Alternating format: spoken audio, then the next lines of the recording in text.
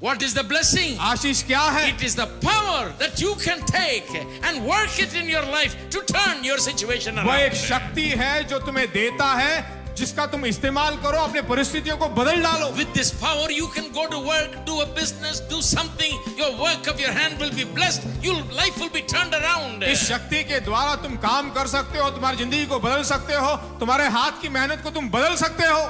That's the blessing. वही आशीष है। Blessing is a power. आशीष एक शक्ति है, To get wealth, संपत्ति पाने to का, get healing, चंगाई पाने का, to get success, सफलता पाने का, to make things happen, चीजों को काम करवाने का, turn the situations around. परिस्थितियों को बदल डालने का।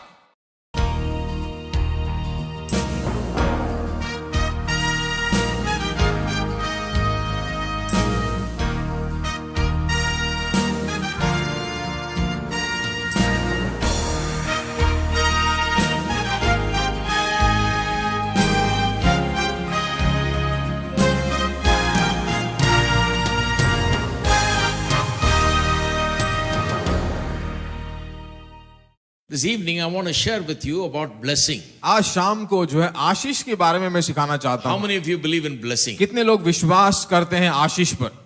Blessing is a powerful concept from the Bible. Bible से जो है ये आशीष एक बहुत ही बड़ा सामर्थ भरा शक्तिशाली एक भाग है। In the Western world today, people don't believe in blessing. पश्चिमी देशों में आज इन आशीषों पे विश्वास नहीं करते। They don't believe in blessing or cursing. वे आशीष पे भी विश्वास नहीं करते, श्राप पे भी विश्वास नहीं करते। They say, what does it matter if there somebody blesses me or curses me? It's not going to matter. कहते हैं कि मुझे कोई आशीष दे या श्राप दे, उससे क्या होता है, कुछ नहीं होता। So in those countries, it's very difficult to preach about the biblical concept of blessing. तो उन देशों में जो है बाइबल में जो आशीष नामक अंग है उसके बारे में प्रचार करना बहुत ही मुश्किल बन जाता They है। really have no idea of blessing. उनके पास जो आशीष के बारे में कोई सोच नहीं होती। But I love preaching in India. पर भारत में प्रचार करना मुझे पसंद है। In our country, the most wonderful thing is that we all believe in blessing. हमारे देश में जो है एक अद्भुत सी बात, सुंदर सी बात यह है कि हम सब आशीष पे विश्वास करते हैं। We believe in blessing so much आशीष पे इतना भरोसा करते हैं that in Tamil Nadu, I don't know about here, in Tamil Nadu when weddings happen, they find a man with a gray hair and bring him so that the couple can fall at his feet and get his blessing. मुझे यहाँ का मालूम नहीं है, पर तमिलनाडु में जब शादी होती है तो पति पत्नी दोनों को क्या करते हैं, शादी के बाद तुरंत लाकर जिनके बाल थोड़े सफेद हो जाते हैं उनके पैरों में आकर बोलते हैं कि इनके पैर छुओ। They will send a car and fetch that man. Car भेजकर उस आदमी के पास भेजेंगे। Without that man, no wedding. उस आदमी के बिना शादी होगी ही नहीं। In the south of Tamil Nadu, दक्षिण भारत में, तमिलनाडु के दक्षिण भाग में, that is called gray hair blessing. उसे कहते हैं सफेद बाल जिसके हो उस पर उसके पास जाकर आशीष लाओ। In churches, in the traditional churches, कलीसियाओं में जो है lot of times women only attend church, men don't attend church. बहुत सारे जगहों में जो है सिर्फ स्त्रियां कलीसिया जाती हैं, पुरुष नहीं जाते। They come and bring their women to church. वे अपनी स्त्रियों को कलीसिया लाते हैं। Some of these men just go hang around in tea shops and go to the barber shop and all that and come back at the end of the service to pick up their wives. और ये लोग, पुरुष लोग क्या करते हैं, अपनी पत्नियों को कलीसिया में छोड़कर अगल बगल में जो चाय की दुकान है, पान की दुकान है, वहां जाकर जो है चाय वाय पीकर बाद में आशीष के लिए आखिर में आ जाते हैं। But one thing for sure, they will come before the blessing, the benediction is given. पर निश्चय रूप से एक समय पे तो आ ही जाएंगे जब आखिर में आशीष दिया जाता है, वहां पहुंच जाते हैं। You remember the blessing? मालूम है आशीष याद है आपको? The preacher will lift up his hands, may the Lord bless you, he'll say. प्रचारक जो अपने हाथ उठाकर आखिर में कहेगा कि परमेश्वर तुम्हें आशीष दे, May he make his face shine upon you तुम्हारे चेहरों को जो बिल्कुल चमकाए, and give you peace. तुम्हें शांति दे। He pronounces blessing, आशीषों को जब बोलता है we call benediction. उसे जो हम आशीष कहते हैं। And right at that time, these men who have not attended the whole service will come and stick their head inside. उस समय जो ये पुरुष पूरी आराधना में जब कलीसिया के अंदर नहीं रहते हैं, इस आशीष के समय पर अपना सर लाकर अंदर रखेंगे ऐसे। They don't want the sermon. उन्हें प्रचार की जरूरत नहीं है, They don't want the worship. उन्हें आराधना की जरूरत नहीं है, But they believe in the blessing. पर वे आशीष पे भरोसा करते हैं, They want to get the blessing. वे उस आशीष को पाना चाहते हैं। So I'm glad we believe in blessing. तो मुझे खुशी है कि हम कम से कम आशीष पे भरोसा तो करते So हैं। I want to preach about blessing. तो आज मैं आशीष के बारे में प्रचार करना Blessing चाहता is हूँ। not one of the small themes in the Bible. Bible में जो ये आशीष कोई छोटा सा शीर्षक नहीं है। Blessing is the most important theme, I would say, in the Bible. मैं कह सकता हूँ कि बाइबल में बहुत ही मुख्य और प्राथमिक, Maybe some of you as Christians have heard about blessing, but you never thought of it as probably the most important theme in the Bible. आप में से कुछ लोगों ने शायद सुना होगा, पर बहुत ही प्राथमिक और मुख्य बात है, मुख्य शीर्षक है यह आशीष। But I will show it to you. पर मैं तुम्हें दिखाऊंगा आज। In fact, the gospel of Jesus Christ is defined as the blessing of Abraham coming to the Gentiles. सच बताया जाए तो यीशु मसीह का जो सुसमाचार है वह कुछ ऐसा बताया गया, उसकी परिभाषा ऐसी बताई गई है कि अब्राहम की आशीषें सब लोगों पर आए। Paul says the gospel is basically this, the blessing of Abraham पौलुस कहता है coming to the Gentiles today through Jesus Christ. यीशु मसीह के द्वारा अब्राहम की आशीषें अन्य जातियों पर आ जा रही है। He says Jesus died on the cross so that Abraham's blessing may come upon all of वो us. कहता है कि यीशु मसीह सूली पर मरा ताकि अब्राहम की सारी आशीषें अन्य जाति लोगों पर आए।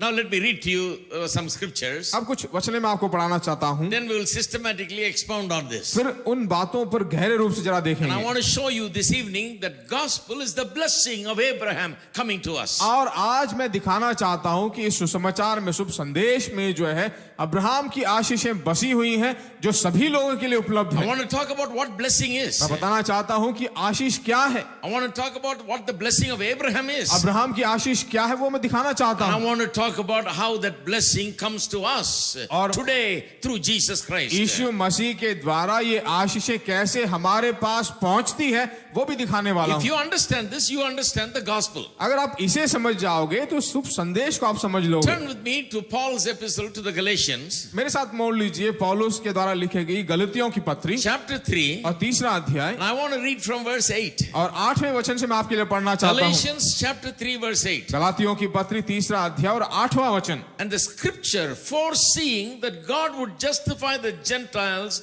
by faith, preached the gospel to Abraham beforehand, saying, in you all the nations shall be blessed. और पवित्र शास्त्र ने पहले ही से यह जानकर कि परमेश्वर अन्य जातियों को विश्वास से धर्मी ठहराएगा, पहले ही से अब्राहम को यह सुसमाचार सुना दिया कि तुझ में सब जातियां आशीष पाएगी। Let me stop and comment there, one little comment. अब जरा रोक कर एक बात मैं बताना चाहता हूं। It says here यहाँ बताता है, that scripture foresaw that God would save the Gentiles.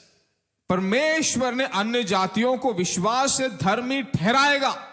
And preached the gospel to Abraham beforehand in the Old Testament itself. पहले ही से अर्थात पुराने नियम से ही अब्राहम को यह सुसमाचार सुनाया जाएगा। Can you believe that? क्या आप इसे विश्वास करते हो? Abraham believed so long before Jesus ever came. यीशु मसीह के आगमन से पहले, बहुत सालों पहले अब्राहम जिया। And the Bible Paul says that gospel was preached to Abraham in the Old Testament times. और पौलुस कहता है कि ये सुसमाचार अब्राहम को ही पुराने नियम के दिनों में ही अब्राहम को सुना दिया गया था। Why the gospel was preached? क्यों सुसमाचार सुनाया गया? Because the scripture foresaw that Gentiles, that is the entire world, not just Jews, Abraham's children, entire world will be blessed with the blessing of क्योंकि Abraham. पहले से ही बता दिया गया था कि सारी जातियों को जो है अब्राहम की आशीषों से परमेश्वर आशीष देने वाला है। So back in the Old Testament times, hundreds of years before Jesus ever came, the gospel was preached to Abraham. तो सैकड़ों सालों पहले, यीशु मसीह के आगमन के सैकड़ों साल पहले ही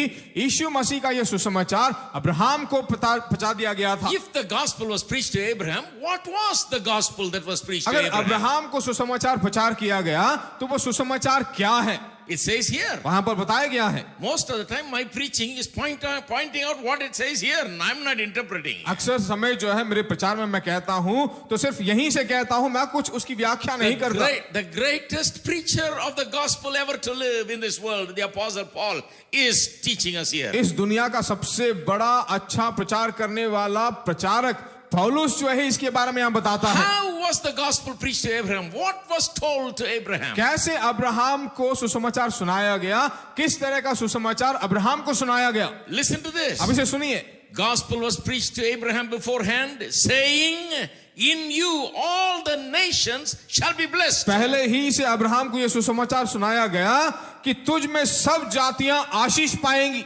So what is the gospel? तो क्या सुसमाचार था? The gospel is about the blessing coming to everybody. सुसमाचार यह है कि सभी जातियों पर परमेश्वर का आशीष आएगा। I believe if churches only understood this and preached it like this, everybody will come and believe the मैं gospel. भरोसा करता हूं कलीसिया इसको अच्छी तरह समझ जाए और सभी लोगों को यही सुसमाचार सुनाए तो सब आकर सुनेंगे। What is this good news, the gospel about? इस सुसमाचार में शुभ संदेश क्या है? It's about the blessing coming to everybody. सभी लोगों पर जो आशीष आ रही है उसके बारे में है। The Christian preachers are preachers of blessing. मसीह प्रचारक जो है आशीष के प्रचारक हैं। The churches are places where blessing is not just pronounced at the end of the service, but preached and expounded week after week. कलीसिया एक ऐसा जगह है जहां पर आखिर में आशीष नहीं बल्कि हर हफ्ते जो है सुसमाचार का प्रचार, सुसमाचार का वचन और आशीष का वचन लगातार सुनाते रहें। The blessings that come to us through Jesus Christ is preached. यीशु मसीह के द्वारा जो आशीष आती है उसका प्रचार करें। That's what the church is about. कलीसिया इसी के लिए है। If you want to share the gospel with somebody, you are sharing about the blessings that are there in and through Jesus अगर आप Christ. किसी से जो है सुसमाचार सुनाना चाहते हैं तो मसीह यीशु में जो आशीषें हैं उसे उनको सुनाइए। So Abraham heard the gospel in the Old Testament times when it was said to him, in you shall all the nations be blessed. Abraham ने जो है बहुत ही साल पहले इस समाचार को सुना और उसे कहा गया कि तुझ में सारी जातियां आशीष पाएंगी। Where did God say that? कहां परमेश्वर ने ऐसा कुछ कहा? Paul says that it was preached like that. पौलुस कहता है कि ऐसा उसे प्रचार किया When गया। did God say that? कब परमेश्वर ने उससे कहा? You will find that in Genesis 12:3. उत्पत्ति 12वें अध्याय के 3रे अध्याय वचन में हम देख सकते हैं। Okay, so Abraham was told the gospel in this way. Abraham को जो है इस रीति से सुसमाचार सुनाया Now गया। let's read on. अब थोड़ा और आगे पढ़ते So हैं। then those who are of faith are blessed with believing Abraham. इसलिए जो विश्वास करने वाले हैं वे विश्वासी अब्राहम के साथ आशीष पाते हैं। So if you have believed, if you are of faith, you have believed Jesus Christ, you are blessed with believing Abraham. अगर आपने विश्वास किया है तो अब्राहम की आशीषों के साथ तुम्हें आशीष मिलती है। Now then go on. अब थोड़ा आगे बढ़े। For as many as are of the works of the law are under the curse, for it is written, cursed is everyone who does not continue in all things which are written in the book of the law to do them. इसलिए जितने लोग व्यवस्था के कामों पर भरोसा रखते हैं वे सब शाप के अधीन हैं, क्योंकि लिखा है जो कोई व्यवस्था की पुस्तक में लिखी हुई सब बातों के करने में स्थिर नहीं रहता वह शापित है। But that no one is justified by the law in the sight of God is evident, for the just shall live by faith. पर यह बात प्रकट है कि व्यवस्था के द्वारा परमेश्वर के यहाँ कोई धर्मी नहीं ठहरता, क्योंकि धर्मी जन विश्वास से जीवित रहेगा। Yet the law is not of faith, but the man who does them shall live by them. पर व्यवस्था का विश्वास से कोई संबंध नहीं, क्योंकि जो उनको मानेगा वह उनके कारण जीवित रहेगा। Now this verse 10 to 12 is talking about how the blessing comes. अब 10 से 12 तक के वचन जो बताते हैं कि कैसी आशीष आते It हैं। doesn't come by the law. ये व्यवस्था के द्वारा नहीं आते। God gave the law. परमेश्वर ने व्यवस्था तो दी, God gave the 10 commandments. परमेश्वर ने 10 आज्ञाएं दी। Not so that the law can bring salvation. ये इसलिए नहीं कि ये व्यवस्थाएं उद्धार को लेकर आए। If the law could save people, then Jesus does not have to come. अगर ये व्यवस्थाएं एक मनुष्य को उद्धार दे सकती हैं तो यीशु को आने की जरूरत नहीं। If the works of the law can qualify people for salvation, then Jesus does not have to come and die. अगर व्यवस्था के ये काम एक मनुष्य को जो है योग्य बना सकती हैं तो यीशु के आने की जरूरत नहीं, उसे मरने की जरूरत नहीं। Why did God give the law then? क्यों फिर परमेश्वर ने ये व्यवस्थाएं दी? Not to save people. मनुष्यों का उद्धार के लिए He नहीं, gave it to them so that they will realize that they are sinners, prove that they are sinners. उसने उन्हें व्यवस्थाएं दी ताकि उन्हें ये महसूस हो कि वे पापी हैं। When the 10 commandment was given, 10 आज्ञाएं जब दी गई, you know why God gave it? मालूम है क्यों परमेश्वर ने दिया? This is an exam designed to fail everybody. यह एक ऐसा परीक्षा है सबको फेल करने के लिए। In schools, when we take exam, it is designed to pass everybody. If you remember. स्कूलों में जब एग्जाम्स होते हैं, परीक्षाएं होती हैं, वो इस रीति से बनाई जाती है कि सब पास हो When I जाएं। was studying in school, I used to think teachers are my enemies. जब मैं स्कूल पढ़ता था तो मैं ऐसे सोचता था कि सभी अध्यापक टीचर जो हैं मेरे शत्रु हैं, Bad people giving exams. बुरे लोग हैं, एग्जाम्स दे रहे हैं, They are trying to fail me, मुझे फेल करना चाहते हैं, ask hard questions. बहुत ही कठिन प्रश्न पूछते हैं, But actually, they are trying to pass me. पर सचमुच बताया जाए तो वो मुझे पास करना चाहते They हैं। are trying to test whether I learned what they taught. वे मेरी परीक्षा करना चाहते हैं कि मैंने क्या सीखा है। They will have name and fame and credit to themselves only if I pass. If I fail, even they will lose their job because they are ineffective. अगर मैं पास हो जाऊं तो उनका अच्छा नाम मिलेगा, उनको अच्छा सब कुछ मिलेगा।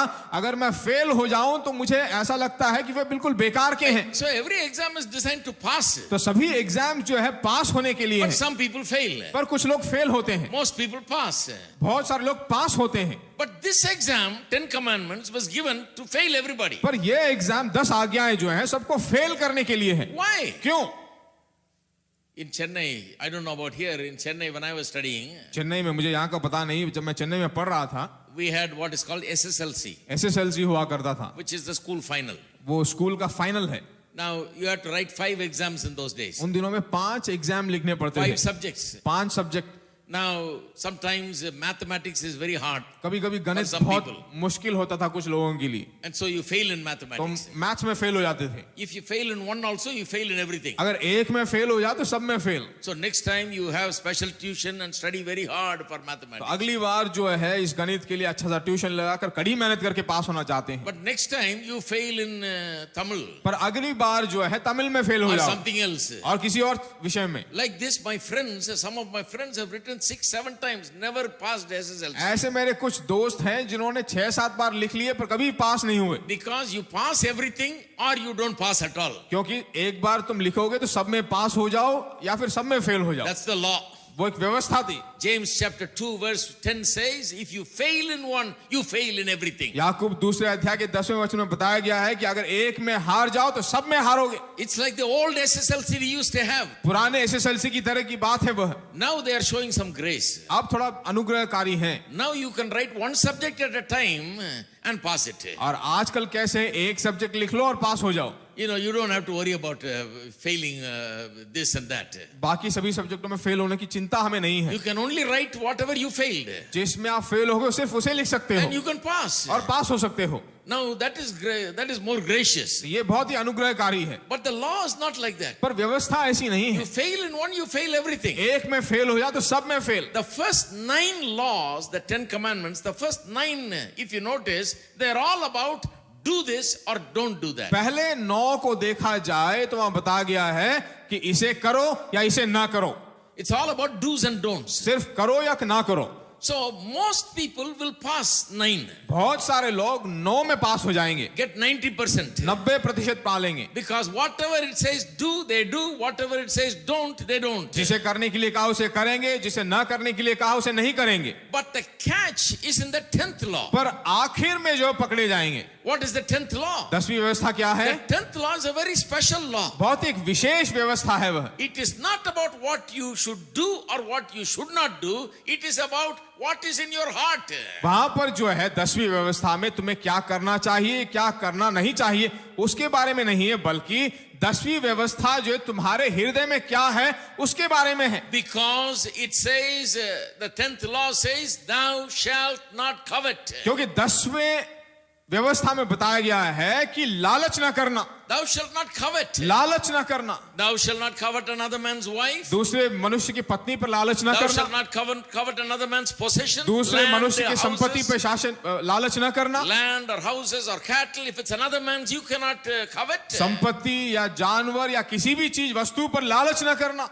You may not have taken anything. तुमने कुछ लिया तो नहीं You may है, not have committed adultery. तुमने कोई व्यभिचार तो नहीं किया You है, may not have committed any theft. तुमने कोई चोरी तो नहीं की You है, may not have actually taken another man's thing, but you thought about it. दूसरे- You desired it. You lusted for it. You coveted it in your heart. दूसरे व्यक्ति की कोई चीज तुमने ली नहीं है, चोरी की नहीं है, कुछ किया नहीं है, पर तुमने उसे चाहा है, उसे जो अपना बनाने की सोची है।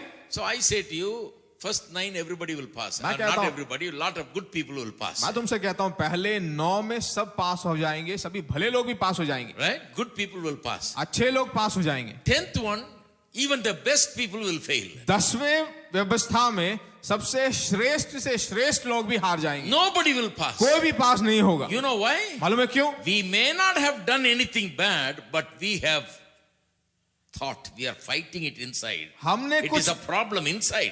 हमने कुछ गलत तो किया नहीं है, पर हमारे मन में एक तरह का युद्ध हो रहा है, एक तरह की लड़ाई हो रही है, एक तरह की लालसा और चाहत है। Paul says in Romans chapter 7, one of the most interesting chapters in the Bible, पौलुस कहता है रोमियो की पत्री 10वें अध्याय में, that when he came to know the 10th law and its meaning, then only he understood that he was a sinner. 10वीं व्यवस्था को जब जाना, जब उसका अर्थ उसे सचमुच में समझा, तभी पौलुस को मालूम चला कि वो बहुत बड़ा पापी है। Remember, he was a Pharisee. देखिए वो फारसी था। What is a Pharisee? फारसी क्या है? Pharisee is one who looked at the mirror every day and say, how fair I see. फारसी का मतलब है कि दर्पण के सामने खड़े होकर वो बोलता था कि मैं दिखने में कितना सुंदर हूं। Pharisee is a self-righteous person. फारसी का मतलब है अपने आप को धर्मी कहता है, He thinks too much of himself. सब कुछ अपने खुद के लिए करता He है, thinks he is very holy, very good, no problem. There is not one thing wrong with him. अपने आप को सोचता है कि वो पवित्र है, कोई गलत नहीं करता है, सबसे श्रेष्ठ है। So here is a Pharisee who looks at the mirror every day and says, oh, how wonderful I am. I am a man of God. I have no problem. I am holy. अपने आप को दर्पण के सामने खड़ा होकर कहता है कि मैं बिल्कुल पवित्र व्यक्ति हूँ, बिल्कुल शुद्ध व्यक्ति हूँ, धर्मी व्यक्ति हूँ, मेरे पास कोई गलती नहीं है। He lived like that for a long time. वह ऐसी बहुत सारे समय तक जी चुका। You think if a man thought like that, he will want a savior or salvation? अगर ऐसा कुछ मनुष्य सोचे तो क्या उसे उद्धार की जरूरत है, उद्धारकर्ता की जरूरत है? You don't want a savior if you don't have any problem. If you don't need salvation, why do you need a savior? अगर आप ऐसा समझो तो आपको उद्धारकर्ता की जरूरत नहीं है, उद्धार की जरूरत नहीं है। lot of Israeli people were like that. बहुत सारे इस्राएली लोग ऐसे ही थे, They're self-righteous people. अपने आप को धर्मी समझते They थे, said, I am holy, I am fine. कहते थे कि मैं अच्छा हूं, मैं पवित्र हूं, They didn't need a savior. मुझे उद्धारकर्ता की They जरूरत नहीं। didn't see any need or necessity for a savior or salvation. उद्धार किया उद्धारकर्ता की आवश्यकता उनके जिंदगी में चाहिए ही नहीं। So God gave them the law. तो परमेश्वर ने उन्हें व्यवस्था दी। Why? क्यों? To prove to them that there is sin inside of them. यह दिखाने के लिए कि उनके अंदर पाप है। See, you can tell a blind man, don't get up and walk. There's chairs here, you will fall. एक अंधे व्यक्ति को तुम बोल सकते हो कि यहाँ पर मत चलो, कुर्सी लगी हुई है, नीचे गिर But जाओगे। some people who cannot see, they don't want to admit that they will fall and they will have a problem. पर कुछ लोग जो देख नहीं सकते हैं वो कहते हैं कि नहीं नहीं मैं ऐसा नहीं कर सकता, मैं चल सकता हूँ यहाँ। They say, no, I can manage. I can do it. कहते हैं कि नहीं मैं चल सकता हूँ, मैं देख लूंगा। So you say, all right, you walk. तो हम कहते हैं चलो निकल जाओ, Then they fall. फिर गिरेंगे वहां जाकर, Step over a chair or something there and fall. कुर्सी पे जाकर भिड़कर या किसी पे भिड़कर नीचे गिरेंगे। Then they find out they have a problem. फिर मालूम चलता है कि उन्हें कुछ समस्या है। The people of Israel were like that. Israeli लोग ऐसे ही थे। God was telling them, look, you are a sinner, you need salvation. परमेश्वर उनसे कह रहा था कि देखो तुम्हें उद्धारकर्ता की जरूरत है, तुम पापी हो। They said, don't worry, we'll take care of it. We will save ourselves. We are good enough. We are holy enough. We are righteous enough. We are good people. Why do we need a savior? वे परमेश्वर को कह रहे थे कि हम बिल्कुल ठीक हैं, बिल्कुल धर्मी हैं, हम पापी नहीं हैं, हम अपने आप की देखभाल कर लेंगे, आप चिंता मत करो। So God said, all right, I'll give you 10 commandments. तो परमेश्वर ने कहा ठीक हो, मैं तुम्हें 10 आज्ञाएं देता हूं। Why? क्यों? To these self-righteous people, he wanted to prove that they are not holy, they are sinners. अपने आप को जो धर्मी कहते हैं उन लोगों को ये दिखाने के लिए कि वो धर्मी नहीं बल्कि वे पापी हैं। Not sinners like they think. They have not done anything wrong, but sin is in their heart. उन्होंने कुछ तो किया नहीं है पर ये पाप उनके हृदय में है। Sin is dominating their heart. पाप उनके हृदय पर शासन कर Sin रहा is है, destroying their peace. पाप उनके शांति को नाश कर रहा Sin है, is a real problem. पाप एक सच्ची समस्या They है, are lusting after things. वे बहुत सारी चीजों की They चाहत में are है, desiring another man's things. दूसरे मनुष्य की चीजों को चाह रहे Their हैं, heart is full of wrong desires. उनका हृदय बुरी चीजों से भरी हुई है, They don't have a boldness to go and do what they desire. जो वो चाह रहे हैं उसे करने का साहस तो उनके अंदर नहीं है, Because we have police and all that, some people are afraid. क्योंकि पुलिस है, कुछ चीजें हैं, इसे डरते हैं। Some people are afraid of the police in the house. कुछ लोग जो है घर में जो पुलिस है उससे डरते हैं, Wife. पत्नी, So they don't do anything wrong. तो कुछ गलत नहीं करते, They want to do it. वे करना तो चाहते हैं, That's पर the problem. वही समस्या They है, are fighting it every day. हर दिन झगड़ रहे हैं, Inside it's a battle every day. भीतर में उनका युद्ध हो रहा है। To get over one day of this battle is very difficult for them. इस युद्ध को जीतना हर एक दिन उनके लिए बहुत बड़ी बात It बन गई है। disturbs them from time to time. दिन पर दिन जो है उन्हें वो बिल्कुल डिस्टर्ब किए जा Paul रहा है। thought everything was fine with him. पौलुस ने सोचा कि सब कुछ उसके लिए अच्छा है। One day it dawned upon him what this commandment meant. एक दिन जो है ये 10वीं आज्ञा क्या बताती He है, says, उसकी when- रोशनी उस पर आई। When I understood what thou shalt not covet meant, लालच ना करने का मतलब क्या है, तब मैं समझा। I saw that I was a sinner. मैंने देखा कि मैं बहुत बड़ा I पापी हूँ। saw that there was something wrong within मैंने me. देखा कि मेरे भीतर कुछ गलती है। I may have been right in my actions, but I'm not right in my heart. मैं अपने क्रियाओं में बिल्कुल ठीक तो हूँ, पर मैं अपने हृदय में ठीक नहीं In my हूँ। heart there is a problem. मेरे हृदय में एक समस्या है। So he said, I cried out saying, oh, what a wretched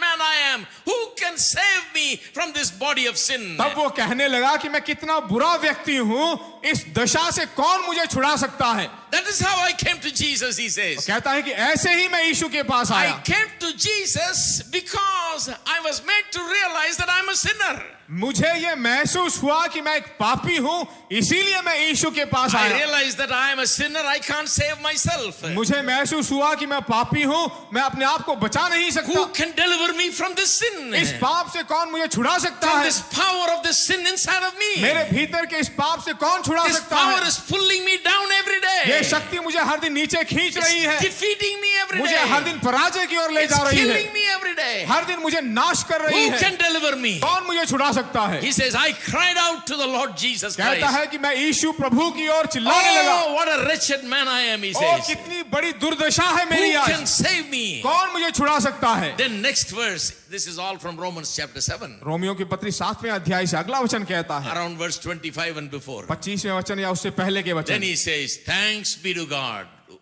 for the Lord Jesus Christ. फिर उसके बाद वो कहता है कि धन्य हो प्रभु यीशु मसीह का, Because it is Jesus who delivers it. क्योंकि यीशु ही छुटकारा करता है। All right, but this is just a side thing, but it's good. तो देखिए ये तो फिर साइड की बात है, पर अच्छी बात है। We covered something very important. हमने बहुत ही मुख्य सा बात कुछ बताया है। How is a person saved? कैसे एक व्यक्ति उद्धार पाता है? Not by the law. व्यवस्था के द्वारा नहीं। Then how is he saved? फिर वो कैसे उद्धार पाता है? By faith. विश्वास के द्वारा। So in order to say that, he said verse 10, 11 and 12. फिर उसके बाद इसको समझाने के लिए 10वां वचन, 11वां वचन, 12वां वचन बताता है। Now look at the most powerful statement in verse 13 and 14. अब 13वें और 14वें वचन में जो बहुत ही सामर्थ भरी पंक्तियां हैं, Look at what he says. देखिए क्या कहता है। Christ has redeemed us from the curse of the law. मसीह ने जो हमारे लिए शापित बना, हमें मोल लेकर व्यवस्था के हिसाब से What छुड़ाया। he says is everybody that is depending on the law to save them, being right according to the law, everybody that is depending on them being right to bring them salvation is cursed, he says. कहता है कि व्यवस्था पे निर्भर जो भी हैं, जो इन आशयों को पाना चाहते हैं, वे श्रापित हैं। If you're depending on the law, अगर आप व्यवस्था पर निर्भर हो, your works, अपने कामों पर, your righteousness, अपने धार्मिकता पर, then that brings only curse, because no one can be right about the 10 commandments. तो वह The व्यक्ति श्रापित 10th है। commandment. कोई भी जो है 10वीं आज्ञा को पूरा नहीं कर सकता। Maybe 9 you will pass, शायद 9 में आप पास हो जाओगे, 10 you will fail. 10 में फेल हो जाओगे। 90% is fail according to God's principle. परमेश्वर के सिद्धांत के अनुसार 90% फेल होंगे। In our country, it's first class. हमारे देश में first class. In God's economy, it is fail. परमेश्वर के आर्थिक दशा में fail. You may say, I got 90%. तुम बोल सकते हो 90% मैंने पाया है। Well, if you go wrong in one, you fail in everything. एक में छूट जाओ तो सब में छूट गए। James 2:10 says that. याकूब 2 अध्याय 10वां वचन कहता That है, is why by law no man can be saved. इसीलिए व्यवस्था के द्वारा कोई उद्धार नहीं पा The सकता। law was given only to prove man's sin. व्यवस्था इसलिए दिया गया कि वह पापी है, So इसे if महसूस you're करें। depending upon the law and your obedience to the law, your ability to obey the law, you will only have curse, not blessing. व्यवस्था पर निर्भर रहो, व्यवस्था की आज्ञाओं का पालन करो, उसी को बड़ा कहो तो तुम श्रापित रहोगे। Christ has redeemed us from that curse, he said. मसीह ने हमें उस श्राप से छुड़ाया है। How? कैसे? Having become a curse for us.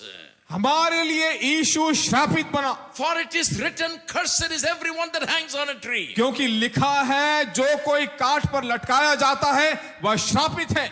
So, how does salvation come? कैसे उद्धार आता है? Not by me living by the law. व्यवस्था के द्वारा, जीने के द्वारा नहीं, Because the law was not designed for me to succeed. क्योंकि व्यवस्था ऐसी डिजाइन नहीं की गई कि मैं सफलता So पाऊं। salvation doesn't come by me obeying the 10 commandments. उद्धार जो है 10 आज्ञाओं का पालन करने से नहीं आता, Because I can't obey it. क्योंकि मैं उसका आज्ञाओं का पालन कर Because ही नहीं sin is सकता, inside of me. क्योंकि पाप मेरे भीतर है। I can pass in 9, I'll fail in the 10th. मैं 9 में पास हो सकता हूं, 10 में फेल हो So जाऊंगा। salvation cannot come by the law. तो उद्धार जो है व्यवस्था के द्वारा नहीं आ सकता, Only curse will come. सिर्फ श्राप आएगी।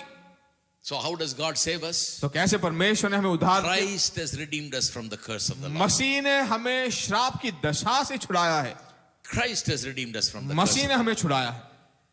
For as it is written, cursed is everyone that hangs on a tree. पर ऐसा लिखा है कि जो कोई काठ पर लटकाया जाता है वह शापित है। What he is saying is, क्या कह रहा है? by hanging on the cross and dying there on the cross, Jesus Christ has saved us and delivered us from that curse. काठ पर लटकाए जाने के कारण, सूली पर लटकाए जाने के कारण मसीह ने हमारे सभी शापों को अपने ऊपर ले लिया है, हमें छुड़ा दिया है। We were all already under the curse हम सब पहले से श्राप के नीचे थे, because the law brought us under the curse. क्योंकि व्यवस्था हमें इस शाप के नीचे We लेकर were I. all transgressors before God. परमेश्वर के सामने सभी चीजों का उल्लंघन हम करते थे, Because our heart had sin, we were all under curse. क्योंकि हमारा हृदय पाप से भरा हुआ था, पाप के अधीन थे। Christ has delivered us, मसीह ने हमें छुड़ाया है, redeemed us. हमें छुड़ाया है। Why? क्यों? Look at verse 14. 14वां वचन देखिए। That the blessing of Abraham might come to the Gentile. इसलिए कि अब्राहम की आशीष हम सब अन्य जातियों पर आए। The blessing of Abraham might come to the Gentile. Abraham की आशीष अन्य जातियों तक आए। What is this blessing of Abraham? Abraham की आशीष क्या है? Why should it come to me? क्यों वो मेरे पास आए? What will I have when Abraham's blessing comes to me? जब अब्राहम की आशीषें मेरे पास आए तो मेरी क्या दशा होगी? Paul is basically defining gospel as the blessing of Abraham coming to me. पौलुस जो है सुसमाचार को साधारण रूप से उसकी परिभाषा बताता है कि ये अब्राहम की आशीषें हैं जो मेरे पास आएगी। According to this great New Testament preacher, salvation is this. इस बहुत बड़े नए नियम के प्रचारक के द्वारा सुसमाचार का अर्थ यह है, Salvation is being redeemed from the curse that law has brought. उद्धार का मतलब यह है कि परमेश्वर के द्वारा ये आशीषें शाप से निकाल कर लेकर आई गई Through है the cross, सूली के द्वारा, so that the blessing of Abraham may come to me. ताकि अब्राहम की सारी आशीषें मेरे पास आए। What is this blessing of Abraham? ये अब्राहम की आशीषें क्या है? Now, in order to learn about the blessing of Abraham, let's first learn about the blessing itself. Abraham की आशीषों के बारे में जानने से पहले हम ये जान लें कि आशीष क्या है।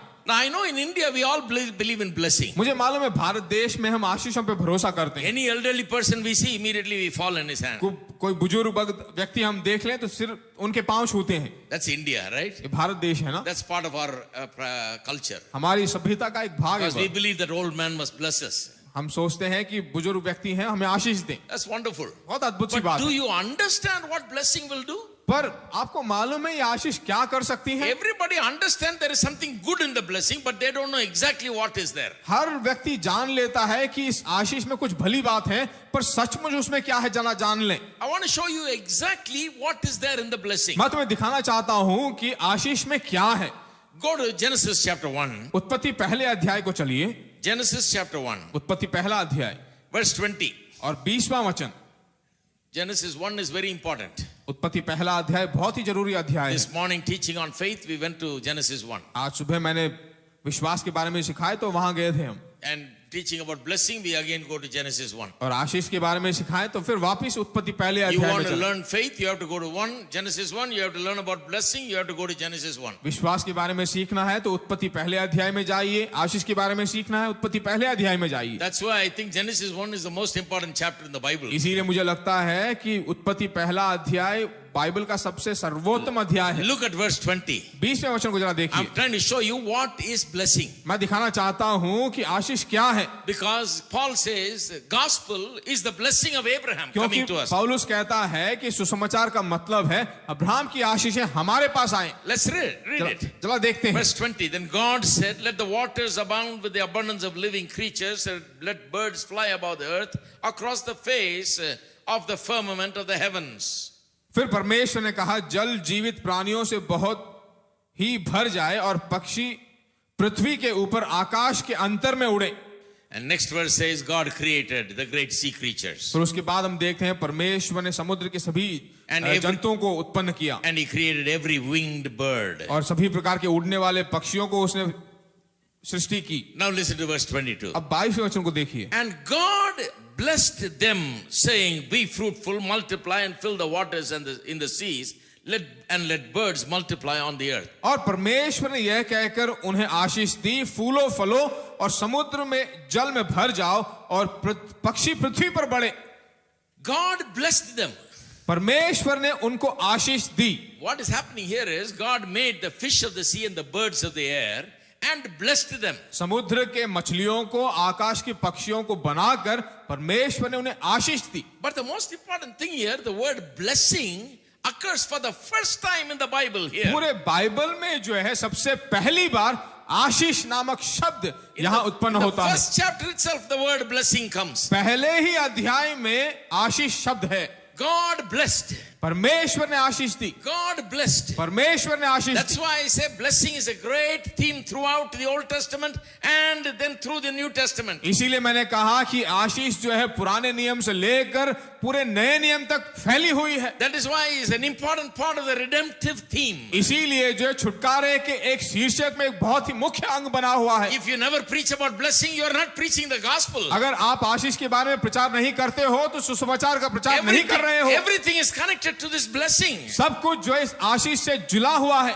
God blessed. परमेश्वर ने आशीष Very the. first time the word is used. पहली बार ये शब्द उपयोग किया गया। Now there is a law in interpretation. देखिए एक व्याख्या करने वाले एक व्यवस्था में एक लॉ, एक व्यवस्था है।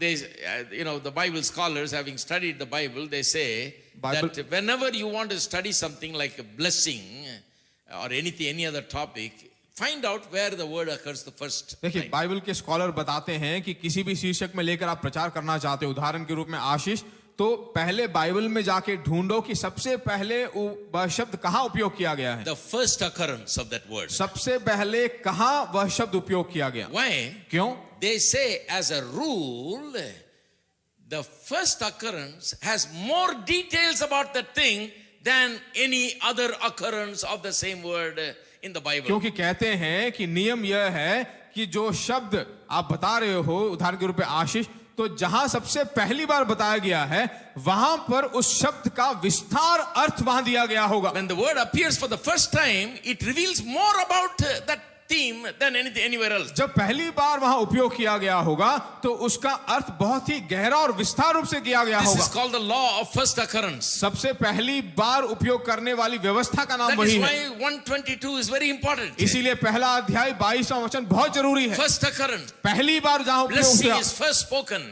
पहली बार जहां बोला गया, What did God say when he blessed? जब उसने आशीष दी तो क्या उसने कहा? God said to the birds and the fish, he said, be fruitful, multiply and replenish. परमेश्वर ने कहा उन्हें बनाकर कि फूलो फलो पृथ्वी में भर जाओ।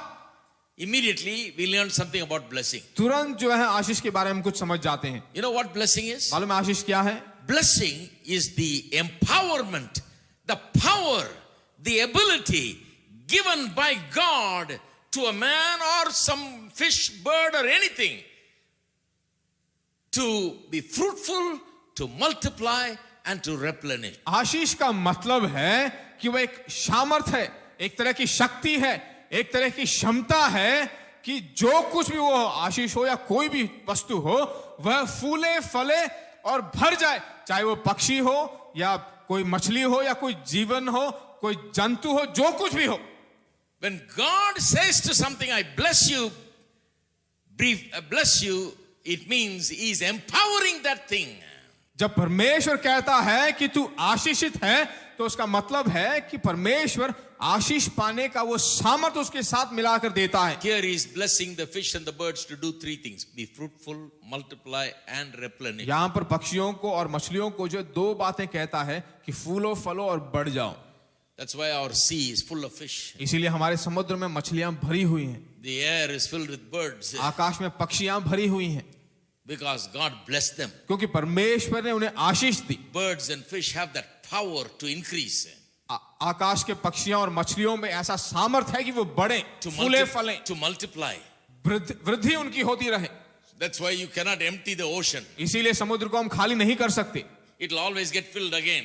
वापिस जो भरता रहेगा मछलियों से। Because when God said, be fruitful, multiply and replenish, that word went forth and empowered that fish to multiply, the word to multiply. क्योंकि जब परमेश्वर ने कहा कि फूलो फलो, तो समुद्रों में जो है मछलियां, आकाश में पक्षियां जो है लगातार भरती रहती हैं, फूलती रहती है, फलती रहती हैं, है कि नहीं? And also another thing is revealed here. एक और बात यहां प्रकट होती है, Blessing is always something that is spoken. आशीष हर वक्त एक ऐसी वस्तु है जो बोली जाती है। In the church, at the end of the service, the pastor gives benediction, which we call blessing. कलीसिया में आखिर में जो है पास्टर आशीष करते हैं, Right? है ना? That is called blessing. उसे आशीष कहते हैं, It's called benediction. उसे बेनेडिक्शन कहते हैं। Bene is a French word that means good. बने का मतलब है, वो एक फ्रेंच वर्ड है जिसका मतलब है अच्छा। Diction is a word that means word. Diction का मतलब है शब्द। So what is benediction? Benediction का मतलब क्या है? Is a good word that is spoken. अच्छा शब्द जो बोला जाता है। When you speak a good word over somebody or something, that is blessing. किसी व्यक्ति पर या किसी वस्तु पर तुम बोलते हो तो वो अच्छा शब्द है।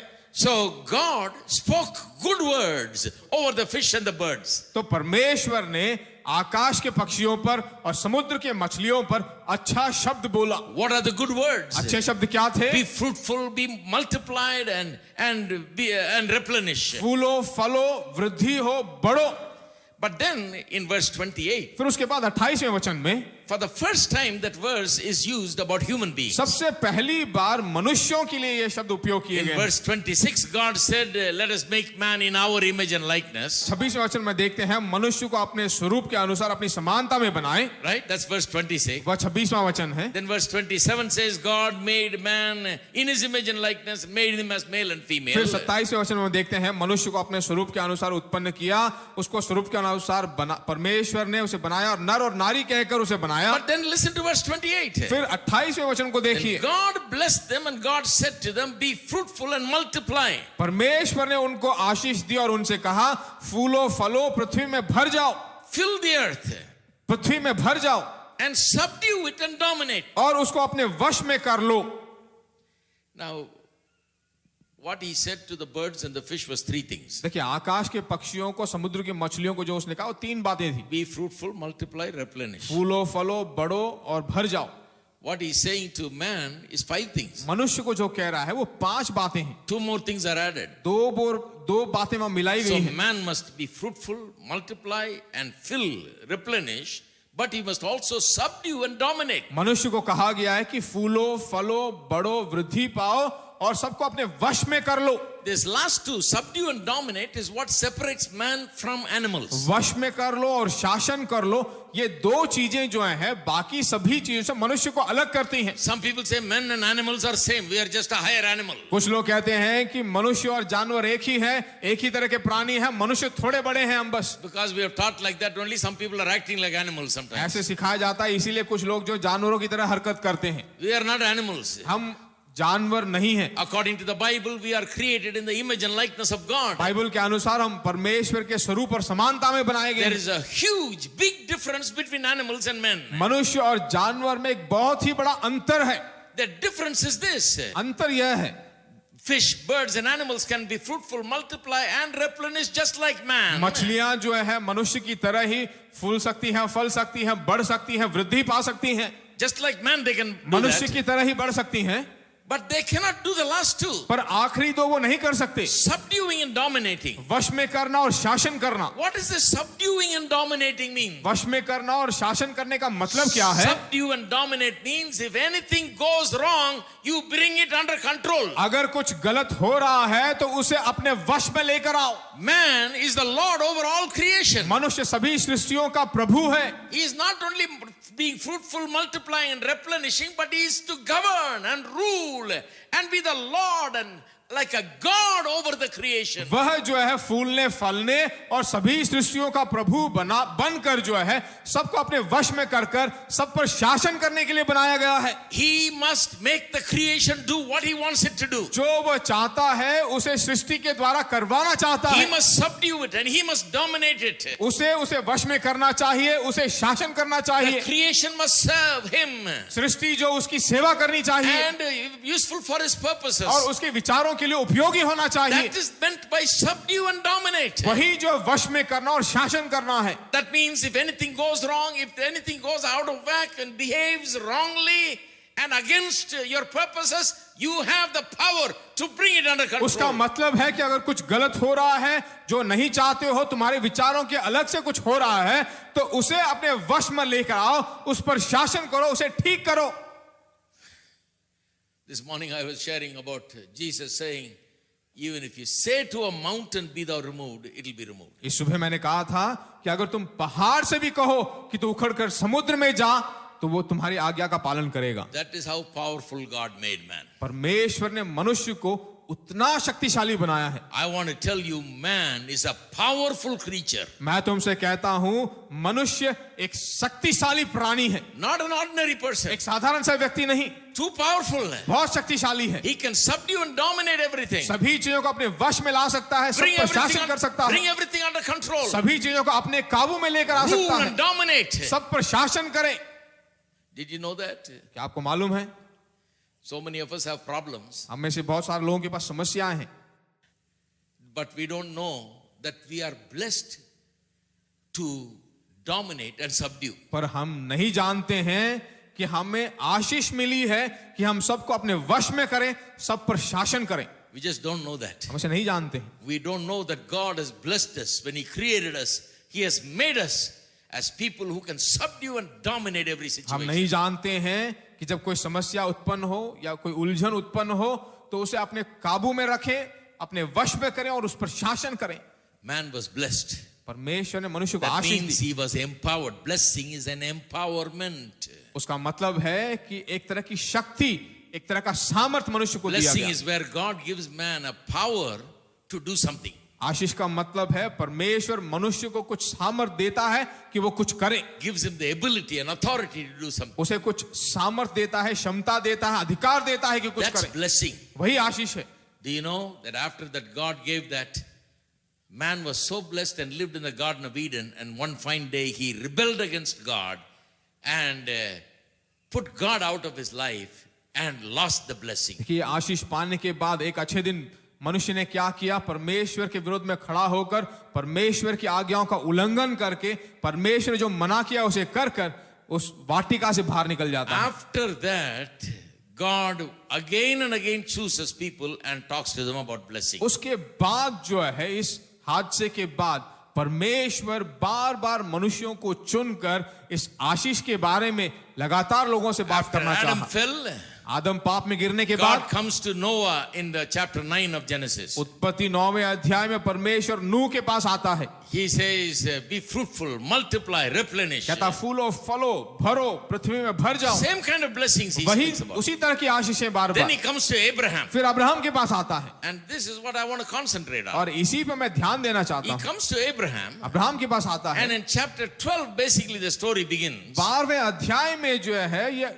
कहानी शुरू होती है। Look at the two verses in chapter 12, verse 2 and 3. दूसरे और तीसरे वचन को जरा देखिए। उत्पत्ति 12वें अध्याय के दूसरे और तीसरा वचन। Chapter 12, verses 2 and 3. 12वां अध्याय उत्पत्ति का और दूसरा और तीसरा वचन। This is the first record we have of God talking to Abraham. परमेश्वर अब्राहम से बात करने वाला पहला रिकॉर्ड यहाँ पर हमारे पास है। Verse 1. पहला वचन। Now the Lord said to Abram, get out of your country, from your family, from your father's house, to a land I'll show you. यहोवा ने अब्राहम से कहा अपने देश अपने कुटुंबियों और अपने पिता के घर को छोड़कर उस देश में चला जा जो मैं तुझे दिखाऊंगा। Now listen, I will make you a great nation. और मैं तुझे बहुत बड़ी जाति बनाऊंगा। I will bless you, और तुझे आशीष दूंगा। make your name great, और तेरा नाम महान करूंगा। and you shall be a blessing. और तू आशीष का मूल होगा। And I will bless those who bless you and curse him who curses जो you. तुझे आशीष दे उन्हें मैं आशीष दूंगा और जो तुझे कोसे उन्हें मैं शाप दूंगा। And in you all the families of the earth shall be blessed. और भूमि के सारे परिवार तेरे द्वारा आशीष पाएंगे। In two verses, verses 2 and 3, 5 times God mentions blessing. दूसरे और तीसरे वचन में जो है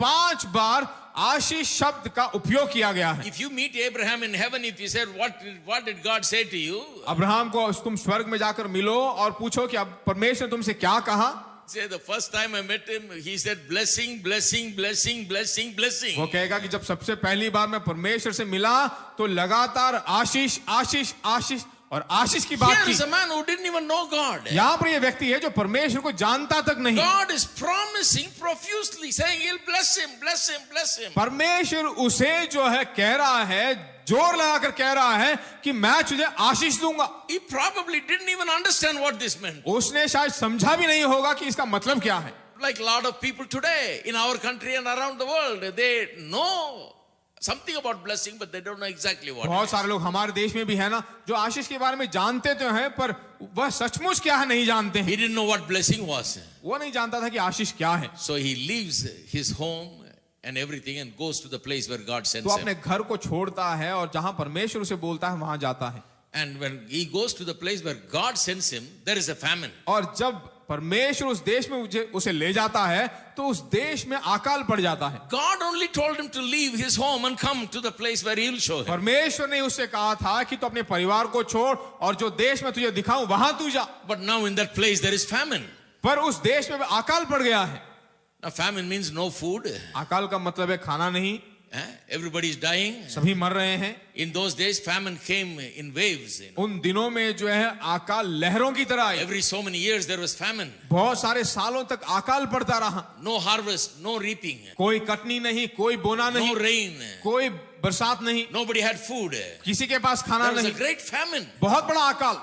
Abraham didn't know what to do. Abraham जानता तक नहीं कि क्या करे। He is thinking, God said, I'll bless you, bless you, bless you, bless you. Where is blessing? वह There's only famine. वह सोच रहा था कि परमेश्वर ने कहा कि मैं तुझे आशीष दूंगा, पर यहाँ क्या हो रहा है? अकाल पे अकाल आ रहा है। So he tries to get some food in Egypt. तो वह मिस्र देश में जाता है कि कुछ खाना मोल ले आए। And when he goes there, जब वहां जाता है, you know, in those days, the kings, if they saw a beautiful woman, they'll kill the man and take the woman. उन दिनों में क्या होता था, राजा लोग एक सुंदर सी स्त्री को देख ले तो उस व्यक्ति को मार कर उसकी हत्या करके उसकी पत्नी को उठा ले जाते थे। Sarah was a beautiful woman, Abraham's wife. सारा जो है सुंदर सी स्त्री थी, अब्राहम की पत्नी थी। So he told her, listen, don't tell them I am your husband. तो उसने कहा अपनी पत्नी से कि बाहर जाकर किसी से मत कहना कि मैं तेरा पति हूँ। Don't tell them you are my wife. किसी से मत कहना कि तुम मेरी पत्नी हो। Tell them you are my sister. बोल दो कि तुम मेरी बहन हो। By relationship, she is also a sister. So this is a half lie. तो ये आधा झूठ था, रिश्तेदारी में देखा जाए तो आधी बहन थी। So they go and tell that she is only a sister. तो वो जाकर बाहर कहती है कि मैं तो इसकी बहन हूँ। The Pharaoh looks at her and say, and everybody says, there's a beautiful woman that has come. Do you want her? You know. फिरौन को ये समाचार पहुंचता है और वो लोग पूछते हैं कि यहाँ पर सुंदर सी एक स्त्री आई है, क्या आप चाहते हो उसे? bring her over. तो उस राजा ने कहा उसे लेकर Let आओ, me make her one of my wives. उसे मैं अपनी पत्नी बना लेता हूँ। So they take Sarah away. तो सारा को वो उठा ले जाते हैं। Abraham loses his wife. Abraham अपनी पत्नी को He's खो देता probably है। wondering what is blessing. वो सोच रहा होगा कि आशीष कहाँ God गया said, मेरा? I'll bless you, but now they're taken my wife also. परमेश्वर ने कहा है कि मैं तुझे आशीष दूंगा, मेरी पत्नी भी उठा ले गए अभी। Wife goes and they're getting her ready for the king. अब राजा के लिए इसे प्रस्तुत करने के लिए जो है स्त्री को तैयार कर रहे हैं, To present her to the king राजा के सामने उसे प्रस्तुत करने, as his favorite gift. सबसे अच्छा तोहफा उसे देने के लिए। That night, God came to the Pharaoh. उस रात जो है परमेश्वर फिरौन के पास Told आया। him, this is another man's wife. If you lay your hands on her, you are a dead man. उसने कहा कि दूसरे एक व्यक्ति की स्त्री है, उस पर हाथ रखेगा तो तेरी जो है हत्या होगी। He said, Lord, I didn't know she was his wife. He told me that's his sister. परमेश्वर से उसने कहा कि मुझे नहीं मालूम था। परमेश्वर उसने तो कहा था कि उस स्त्री की बहन है वह। I haven't done anything wrong. मैंने कोई गलती नहीं की। So he called Abraham in the morning. Abraham को सुबह बुलाता है। Why did you do this? He said. कहता कि क्यों तुमने ऐसा किया? Take your wife and go, अपनी man. पत्नी को ले जाओ यहाँ से। Me and my household would have been killed last night. पिछली रात जो है मैं और मेरे कुटुंब के लोग जो है मर जाते। Here is your wife. ये तुम्हारी पत्नी है। But the problem is when he took the sister, when he thought it was sister, when he took her yesterday, उसने सोचा कि वह उसकी बहन है और कल रात जब उसने उसे लिया वहां से, you know, he sent Abraham a big dowry to his brother-in-law, he thought. उसने जो है अब्राहम को एक बहुत बड़ा तोहफा दिया दहेज के रूप में। Now, king's dowry doesn't come in 10,000 rupees, 50,000 rupees, 1 lakh, 2 lakhs. देखिए राजा के पास से जब दहेज आता है तो 10,000 या 15,000 या 20,000 नहीं आता। Truckloads and truckloads and truckloads. Truck भरे हुए आते हैं, One after the other coming एक के बाद एक आता रहता है to Abraham's place. अब्राहम की जगह में। Abraham says, what is this? The king is sending because he has taken your sister for his wife. Abraham बोलता है कि क्या आ रहा है, तो लोग राजा के लोग कहते हैं कि तुमने उसकी बहन को ले लिया है, पत्नी बना लिया है, वो दहेज के रूप में ये सब दे रहा है। So he received a big dowry. तो एक बहुत बड़ा दहेज उसने पाया। What was the dowry? दहेज क्या था? Gold, silver, सोना चांदी, male, female servants, स्त्रियां और पुरुष दास के रूप में, thousands of cattle. बहुत सारे जानवर, All this he received. He became very rich. सब उसे एक ही दिन मिल गया और एक ही दिन में अमीर बन गया। But night God speaks to him. पर उस रात परमेश्वर उससे बात करता So है। he calls Abraham, says, take your wife and go. तो अब्राहम को बुलाकर कहता है कि अपनी पत्नी को ले जाओ। Abraham said, what about all the stuff you gave me? Abraham ने पूछा जो माल तुमने मुझे दिया है उसका क्या करूं? Take that and go also. उसने कहा उसे भी लेकर निकल जाओ Leave यहाँ me से, alone. मुझे छोड़ दो अकेला। So Abraham walks out of there as a rich man. तो अब्राहम जो है वहां से एक धनी व्यक्ति बनकर अकेला उस देश से You know निकलता है। what God was trying to show? मालूम है परमेश्वर क्या दिखाने की कोशिश God कर was रहा है? trying to teach Abraham how blessing will work. परमेश्वर अब्राहम को दिखाना चाह रहा था कि कैसे आशीष काम करता है। That is why God took him into a famine situation to show him how blessing is the power that he has to overcome that famine. इसीलिए परमेश्वर अब्राहम को अकाल भरी स्थिति में ले जाकर उस देश में ले जाकर उसे दिखाना चाहा कि कैसे अकाल भरी परिस्थितियों में परमेश्वर तुम्हें आशीष दे सकता है। Even today, blessing has that kind of power. आज भी आशीष में उस तरह का सामर्थ है। You can overcome your famines, your lack, and your want, your insufficiency by the power of this blessing that is in Jesus इस Christ. आशीष के सामर्थ के द्वारा तुम्हारे परिवार में, तुम्हारे जीवन में जो अकाल है, कमियां हैं, घटियां हैं, इस सामर्थ के द्वारा तुम हटा सकते हो। We are talking about the blessing of Abraham. हम अब्राहम की आशीष के बारे में बात कर रहे This हैं। is the blessing of Abraham, my यही friend. आज अब्राहम का आशीष है What is the दोस्तों। blessing of Abraham? अब्राहम का आशीष क्या है? From this very first incident that happened to him after God blessed him, the blessing of Abraham, you can understand, is the power to overcome all kinds of insufficiency and lack and want and poverty. इस एक हादसे के बाद हम ये जान सकते हैं कि परमेश्वर जो है अब्राहम का आशीष हमें देना चाहता है। इस अब्राहम की आशीष के द्वारा कोई भी अकाल हो, कोई भी कमी हो, कोई भी घटी हो, उसको हम आसानी से हटा सकते हैं। Abraham's blessing. अब्राहम की आशीष। Paul says, Jesus died on the cross. As it is written, cursed is everyone that hangs on a tree. He died on the cross so that the blessing of Abraham, this blessing can come to us. पौलुस कहता है कि काठी पर जो लटकाया गया वह शापित है, वह इसलिए काठी पर मारा गया कि अब्राहम की सारी आशीषें अन्य जातियों पर अर्थात सभी लोगों पर आए, इस तरह की आशीषों की बात वहां हो रही है। Two things are, Abraham is famous for two things. Abraham जो दो बातों में बहुत प्रसिद्ध है, The faith of Abraham, Abraham the का blessing of विश्वास Abraham. और अब्राहम की आशीष। In the morning I'm going to be talking about faith of Abraham. सुबह में जो है अब्राहम के विश्वास के बारे में सिखाने वाला हूं, Right now in this evening we are talking about blessing of Abraham. और अभी जो है अब्राहम की आशीषों के बारे में बता रहा हूं। Both things are very important. दोनों बहुत जरूरी हैं। The blessing of Abraham. Abraham की आशीष। Lot of Christians don't know what blessing is. बहुत सारे ईसाई नहीं जानते हैं कि अब्राहम की आशीष क्या है। When I was a young boy, I grew up in a Christian church. जब मैं एक छोटा लड़का, जवान लड़का था, तो मसीह My कलीसिया father में was a बड़ा। pastor, मेरे पिता अच्छे पास्टर थे, and in our church we had testimony time. और हमारे कलीसिया में गवाही देने का समय था। One man used to testify. एक आदमी ऐसी गवाही दे रहा था, Every week he will stand and testify. हर हफ्ते खड़े होकर ऐसी गवाही देता था। Most of the time his testimony was like this. हर समय जो है उसकी गवाही ऐसी बोलती थी। He will say, my children don't care for me. He's an old man, you know. बुजुर्ग आदमी थे, वो ऐसे कहते थे, My children don't care for me. मेरे बच्चे मेरी देखभाल नहीं I don't करते, have any money. मेरे पास कोई पैसा नहीं I है, am sick. मैं बिल्कुल बीमार I'm हूँ, hungry. मैं भूखा हूँ, I don't have anything. मेरे पास कुछ नहीं है, Nobody helps me. कोई मेरी सहायता नहीं करता, Everybody has forsaken me. सबने मुझे छोड़ दिया है। He will only talk negatively. हर वक्त जो नकारात्मक बातें करते थे, And then he will sing one song. और आखिर में एक गीत गाते थे। Because people who testified in those days, they won't testify and sit down. They'll sing a song also. उन दिनों में जो गवाही देते थे, सिर्फ गवाही तक नहीं छोड़ेंगे, एक गीत भी गाना चाहेंगे आखिर में। They will start with a song, then गाने के testify, साथ- then finish with the song. एक गाने के साथ शुरुआत करेंगे, गवाही देंगे, फिर खत्म भी जो एक गवाही गाने के साथ ही खत्म We करेंगे। were glad because this man sang only one song. हम लोग बहुत खुश थे कि क्योंकि इन्होंने एक ही गीत गाया था, So he sang this song. तो उन्होंने ये गीत गाया।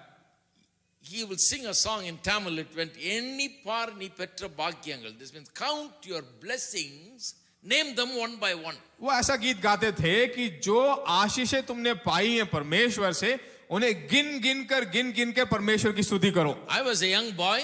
तो मैं एक जवान लड़का था, I was wondering what blessing is he singing about. He only talked about everything bad.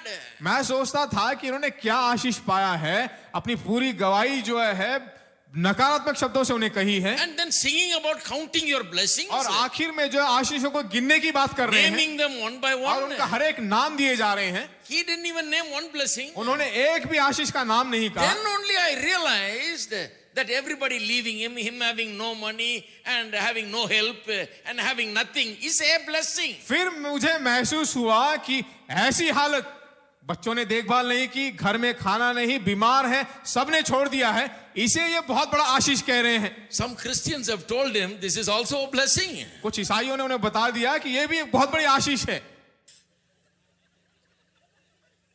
I've actually heard one man say, sometimes, blessing can come in the form of poverty. मैंने एक आदमी को ऐसे कहते हुए सुना है कि आशीष जो है कभी कभी एक गरीबी की तौर में तुम्हारे पास आ सकती है। Poverty can be a blessing. दरिद्रता जो है एक आशीष बनकर रह सकती है। Then he said, prosperity can be a curse. फिर उन्होंने ये भी कहा कि समृद्धि जो है एक श्राप भी बन सकता है। I was shaking my head, मैं अपना मेरा सर खप गया। He's completely turning the plate upside down. पूरी तरफ प्लेट को उल्टा डाल रहे हैं। Poverty can be a blessing and prosperity can be a curse. दरिद्रता एक आशीष बन सकता है, समृद्धि एक श्राप बन सकता है। I don't know where he gets that from. मुझे मालूम नहीं कहां से मिला उन्हें ये बात। In the Bible talks about Abraham's blessing. Bible में सिर्फ अब्राहम की आशीष के बारे में बात की गई है। I'm glad that it talks about Abraham's blessing. मुझे खुशी है कि अब्राहम की आशीष के बारे में बताई गई। Otherwise, people will not know what blessing we are talking about. नहीं तो लोग नहीं समझेंगे कि किस आशीष के बारे में बात हो रही है। When now cyclones come, आजकल जब तूफान आता है, in America one came called Katrina. Have you heard about it? America में एक आया था कतरीना, सुना कि नहीं आपने? Katrina. Katrina. In Nila came here in India. यहाँ पर भारत में नीला नाम का एक आया। They name all these cyclones. इन सभी तूफानों का जो है एक नाम देते हैं। You know why? मालूम है क्यों? Otherwise you'll be confused. नहीं तो आपको जो है उलझन में फंस When जाओगे। you talk about cyclones, you'll say 1996, 1990, that cyclone happened there. Once you name it, you know where it happened, when it happened.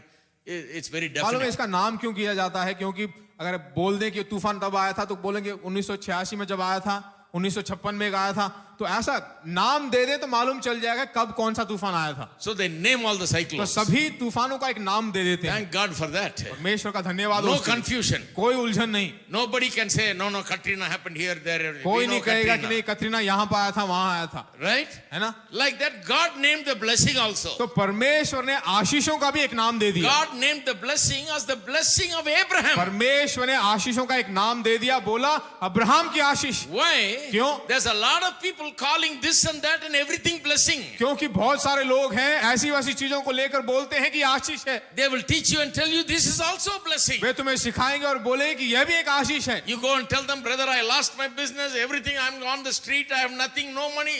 Don't worry, this is a blessing. वो कहेंगे कि मैंने अपना व्यापार छोड़ दिया, सब नष्ट हो गया, सब कुछ हो गया, मैं गली में आ गया हूं, तो बोलेंगे चिंता मत करो, यह भी एक आशीष है। I broke my leg, that's a blessing. मेरा पैर टूट गया, वो भी एक आशीष है।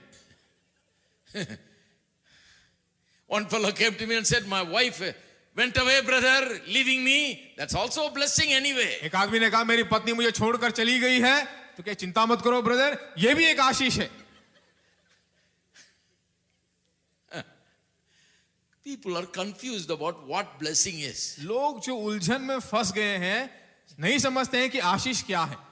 I want you to be very clear about what blessing is. आशीष क्या है, इसको मैं साफ साफ तुम्हें समझाना चाहता हूं। Blessing is this that Abraham was experiencing. आशीष का मतलब यही है जो अब्राहम अनुभव कर रहा है। What was Abraham experiencing? Abraham क्या अनुभव कर रहा He था? was experiencing famine. वह जो है अकाल की दशा अनुभव That कर is रहा not था। the blessing. वह आशीष नहीं है, That is the problem. वह समस्या है, That is the situation. वह एक परिस्थिति है। That came as a curse when Adam sinned. Abraham आदम के पाप के कारण एक श्राप के रूप में The I. Bible doesn't say poverty is a blessing. Bible नहीं कहता कि दरिद्रता एक पाप है। Genesis chapter 3 says that God spoke to man after he fell into sin and said, you will eat out of the sweat of your brow. परमेश्वर ने जो है आदम ने जब पाप किया, आज्ञा का उल्लंघन किया, तो आदम से उसने कहा कि तू अपने माथे के पसीने के द्वारा अपनी रोटी खाएगा। Your work will become a toil. तेरा काम जो है कड़ी परिश्रम के रूप में बदल जाएगा। With the sweat of your brow you will eat. तेरे माथे के पसीने से तू अपना पेट भरेगा। Poverty is a curse. दरिद्रता एक श्राप है। If somebody is going to call it, twist it and call it a blessing, then their mind is twisted. अगर कोई इसे कहे कि ये एक आशीष है, तो उनका दिमाग खप गया है। Poverty is a curse. दरिद्रता एक श्राप है। So what was happening in the land where Abraham went was a curse. So- It was under a curse. Abraham जिस देश में गया, वह देश श्रापित था, श्राप वहां घुसा हुआ था। The power of the curse was operating. श्राप का सामर्थ वहां काम कर रहा था। But Abraham went there. पर अब्राहम वहां गया, He was a blessed man. वहां आशीष पाया हुआ व्यक्ति था। There वह was the curse in the land, उस but he had देश- the blessing. उस देश में श्राप तो था, पर वह आशीष पाया हुआ व्यक्ति था। The blessing is greater than the curse. श्राप से बड़ा है यह आशीष। Just like light is more powerful than darkness, अंधकार से जैसे बड़ा है ये उजाला, blessing is greater than the curse. आशीष भी जो है श्राप से महान So है। he walks into the situation, the curse, the lack and the want and the insufficiency and the threatening situation, walks into it with a blessing. तो यह Abraham भी जो है उस मुसीबत में, उस कमी में, उस घटी में, उस ऐसी हालत में जाता है जहां कुछ भी नहीं है, पर आशीषों के साथ चलता है। And with the blessing changes that situation. और आशीष के द्वारा उस परिस्थिति को बदल डालता है।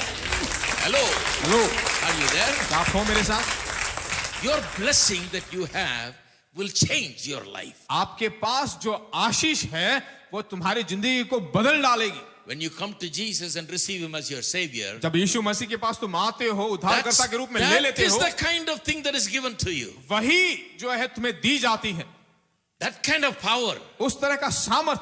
What kind of power? किस तरह का सामर्थ? The power to walk into situations like this and face situations like this in life and turn that situation around into a situation of blessing. ऐसी दशा को, ऐसी परिस्थिति को बदलकर परमेश्वर ने जो तुम्हें आशीष दिया है, आशीष परिस्थिति को वहां बदल डालना। This happens in chapter 12. यह 12वें अध्याय में हो रहा है। Look at chapter 13. 13वें अध्याय को जरा देखिए अब। Are you ready? क्या आप तैयार हो? Look at chapter 13. 13वें अध्याय को जरा देखिए। Now Abraham now coming out of Egypt. Abraham जो है मिस्र देश से बाहर आता है। After this whole episode. ये पूरे एपिसोड के बाद Says then Abraham went up from Egypt, he and his wife and all that he had, and Lot with him to the south. तब अब्राहम अपनी पत्नी और अपनी सारी संपत्ति लेकर लूत को भी अपने संग लेते हुए मिस्र देश को छोड़कर कनान के दक्षिण देश में आया। And Abraham was very rich in livestock, in silver and in gold. Abraham भेड़ बकरी गाय बैल और सोने रुपए का बड़ा धनी था। Hello? Hello, Are you listening? क्या आप सुन रहे हो? Abraham was very rich Abraham बहुत धनवंत बन गया in silver and gold. सोने और चांदी में। You know, I was raised in a Pentecostal home. देखिए, मैं एक पेंटिकॉस्टल घर से पाला पोसा गया हूं। Now, we Pentecostals did everything very fast. देखिए, हम पेंटिकॉस्ट लोग जो है सभी चीजों को बहुत तेजी से रफ्तार रूप से कर लेते We हैं। believe in speed. You know. बहुत स्पीड में हम भरोसा करते हैं। So when we read the Bible also, full speed only we'll तो read. जब बाइबल पढ़ते हैं उसको भी बहुत ही रफ्तार से पढ़ लेते हैं। So we missed a lot of things. तो बहुत सारी चीजों को हमने खो दिया। This kind of verse we totally missed. ऐसे वचनों को पूरी तरह से हम खो गए।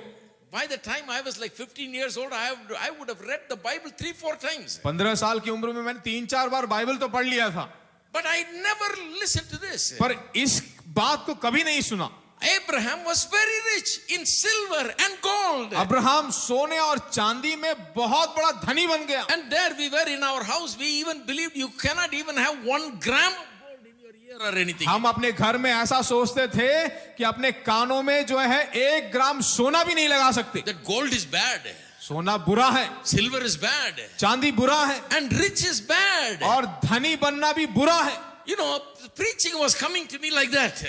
देखिए, संदेश मेरे पास ऐसे All आता था। around in the place where I was living, in the situation where I was living, preaching such as that was coming to me.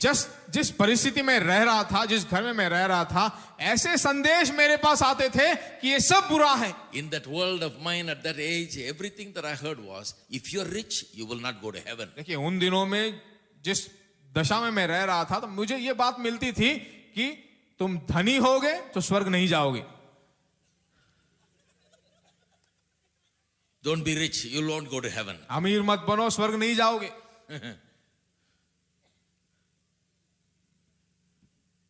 But here it says Abraham was rich. यहाँ बताया गया है कि Abraham धनी था And you know he's in heaven? और वो स्वर्ग में है अभी। Jesus says so. यीशु ने ऐसा कहा है। He said one time उसने एक बार कहा that we'll all be gathered around Abraham, Isaac and Jacob in heaven. तो उसने कहा एक बार कि हम सब अब्राहम, ईसाक और याकूब के चारों ओर बैठे हुए होंगे। Abraham is surely in heaven. Abraham सचमुच अब स्वर्ग में है, He is rich. धनी है। Isaac is rich also. इसहाक भी धनी है, Jacob was rich also. याकूब भी धनी था, Joseph was rich also. Yusuf भी धनी था। In fact, show me one man of God who's poor in the Bible. मुझे दिखा दो एक आदमी जो बाइबल में है गरीब था। Everybody was rich only. सबके सब धनी थे। But they told me, if you're rich, you won't go to heaven. और कहते थे कि अगर तुम धनी बनोगे, अमीर बनोगे तो स्वर्ग नहीं जाओगे। No gold, no silver. कोई सोना नहीं, कोई चांदी नहीं। So, we thought gold, silver, riches are bad. हमने सोचा सोना, चांदी, धन ये सब बुरा है। Very often they will talk about the poor Lazarus, you know. अक्सर जो है गरीब लाजर की बात कहते थे। They'll tell the story, the rich man and poor Lazarus. हर वक्त जो है धनी गरीब लाजर के बारे में कहानी, और They both died. दोनों मरे, धनी दोनों मरे। Rich man went to hell, poor man went to heaven. धनी व्यक्ति नरक में गया, गरीब लाजर स्वर्ग में गया। Why did the rich man go to hell? क्यों धनवान व्यक्ति नरक में गया? Very simple, because he was rich, they said. बहुत आसान सी बात है, वो धनवान था। Why did the poor man go to hell? क्यों गरीब why did the व्यक्ति- poor man go to heaven? क्यों गरीब व्यक्ति स्वर्ग गया? Very simple, because he was poor. बिल्कुल आसान है, वो गरीब था। So when we read these verses, they said, speed up. ऐसे वचनों को जब पढ़ते थे बोलते थे जल्दी पढ़ लो, जल्दी पढ़ लो। Because if we slow down there, we'll be asking questions. यहाँ पर थोड़ा धीमा पढ़े तो प्रश्न पूछने लगेंगे। When they came to the story of Lazarus and the poor man's side, they stopped and preached very much on that. लाजर की कहानी जब पढ़ते थे तो बोलते धीमे पढ़ो, फिर पढ़ने के बाद जो उसे समझाते थे कि वो गरीब था। Be a good poor man, you'll also go to heaven. अच्छा गरीब व्यक्ति बनकर जियो तभी तुम स्वर्ग में जाओगे। Now Lazarus did go to heaven. देखिए लाजर स्वर्ग तो गया, The rich man did go to hell. और धनी व्यक्ति नरक गया। But the rich man didn't go to hell because he was rich. धनी व्यक्ति नरक इसलिए नहीं गया क्योंकि वो धनी था। It couldn't be. ऐसा नहीं हो सकता। I'll show you why. मैं बता सकता हूँ क्यों Because ऐसा। when Lazarus went to heaven, क्योंकि जब लाजर स्वर्ग गया, you know where he landed? मालूम है कहाँ उतरा जाकर? In Abraham's bosom. अब्राहम की गोद में। He must have had the shock of his life. अपने जीवन का बहुत बड़ा आश्चर्य उसे हुआ होगा। Because I don't know which church he went to. In his church he told him that rich people are going to only to hell. मुझे नहीं मालूम किस कलीसिया में वो जाता था, क्योंकि उसकी कलीसिया में उसे बताया गया था कि धनवान लोग सिर्फ नरक में जाएंगे।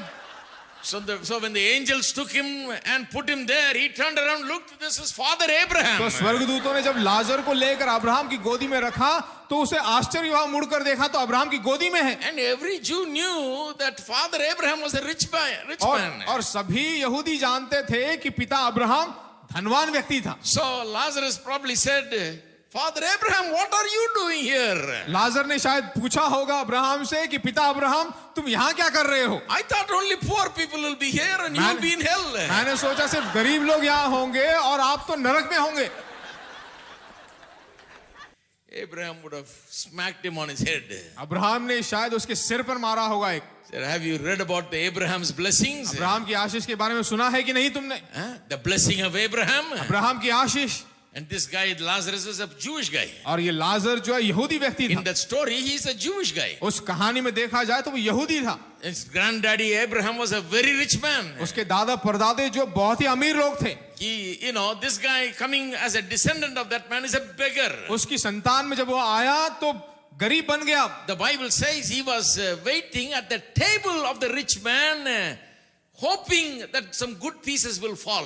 बाइबल कहता है कि वो धनवान के मेज के पास बैठा हुआ ऐसी आशा करते हुए कि कुछ अच्छा पीस वहां से गिर जाए। I don't know which church he went to. मुझे नहीं मालूम किस कलीसिया में हो गया। His prayer was, Lord, today when I go to the rich man's house, some good pieces must fall from the उसका table. प्रार्थना यह था कि हे प्रभु, आज मैं अपने धनवान के घर में जब जाऊं तो कुछ अच्छा पीस मेरे हाथ में पड़ जाए। Sometimes when you don't know what the Bible says, जब तुम्हें मालूम नहीं चलता कि कुछ बाइबल क्या कहता है, you can go so low in your thinking, unbelievably low in your thinking. अपनी सोचों में बिल्कुल नीचा तुम सोचने लगते हो। Can you believe a heaven-going Christian praying, saying, Lord, some good pieces today, please? भरोसा होता है कि स्वर्ग जाने वाला एक ईसाई प्रार्थना कर रहा है कि हे परमेश्वर, आज में छोटा सा एक अच्छा टुकड़ा मिल जाए तो अच्छा है। Obviously, he went to heaven because he was saved. देखिए वो उद्धार पाया हुआ था, स्वर्ग तो गया जरूर। So in the church they taught him about salvation. कलीसिया में उद्धार के बारे में उसे सिखाया गया, But they never taught him about the blessing of Abraham. पर कभी उसे अब्राहम की आशीष के बारे में सिखाया नहीं गया। They only taught him the minimum to just make it to heaven. बहुत ही कम से कम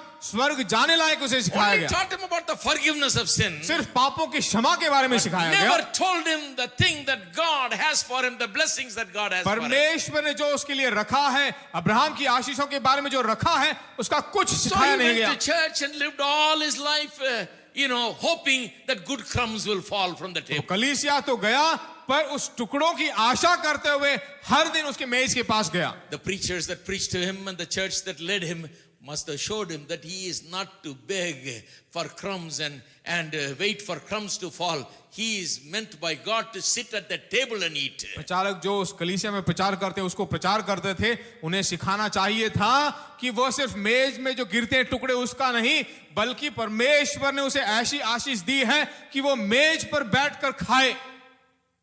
Today a lot of Christians are like that. आज बहुत सारे ईसाई लोग ऐसे ही हैं। They have enough knowledge about Christ to go to heaven.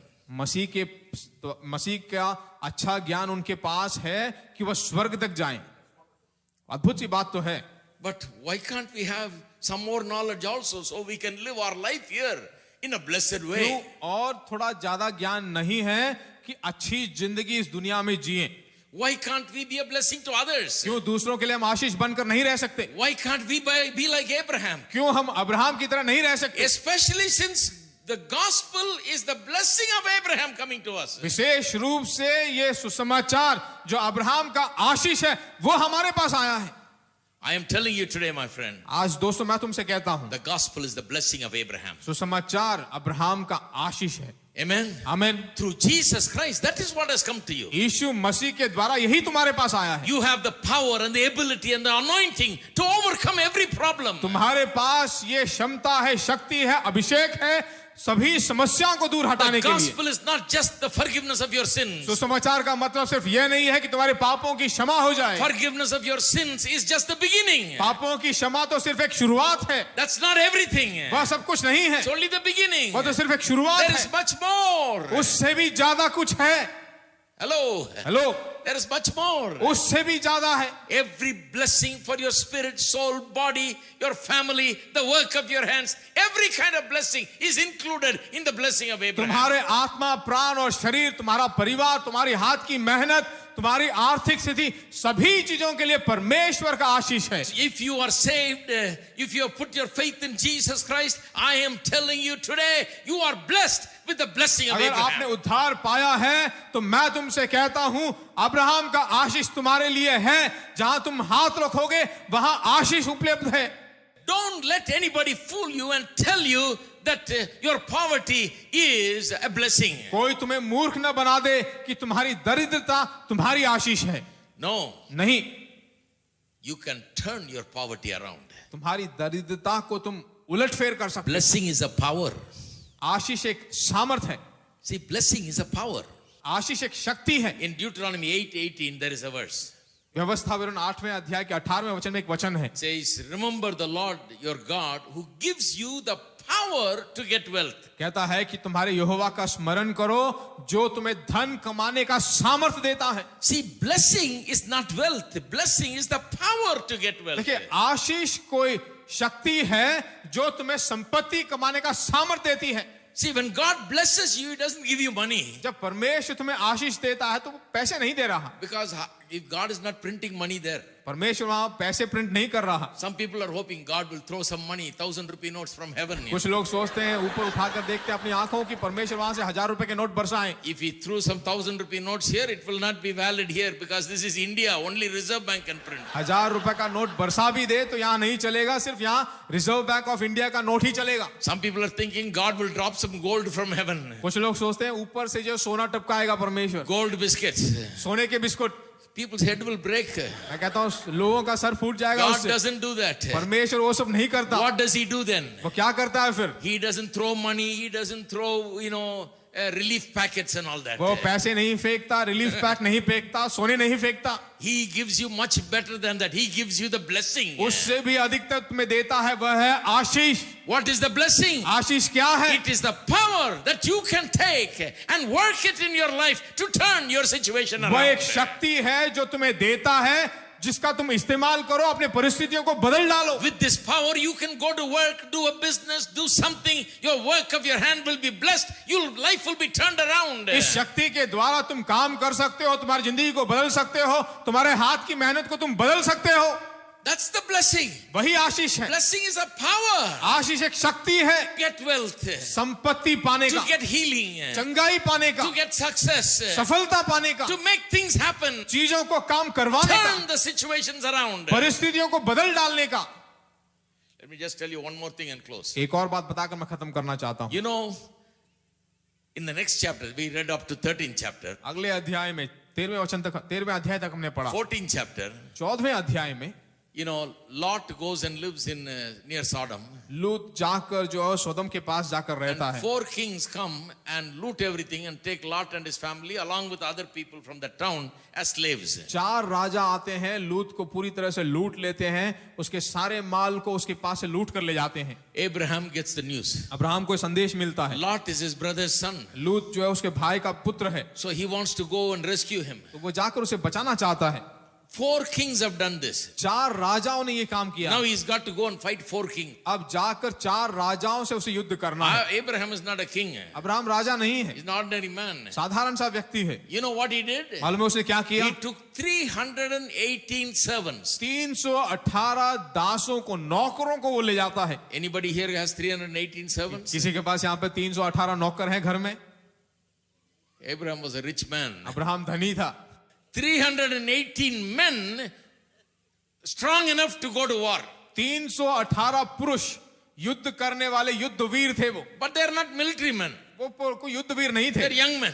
जवान लोग थे। So they say, scholars say, that he must have had around 2,000 people living around his house working for him. लोग कहते हैं, स्कॉलर्स कहते हैं कि उसके घर के चारों ओर जो है 2000 लोग सिर्फ काम करने के लिए थे उसके If he pass. can get 318 men out of that crowd, he must have at least 2,000 people, men, women, children, everything. 2000 लोगों में से 318 लोगों को चुन कर जाता है वहां पर। Very rich man. बहुत ही धनी था।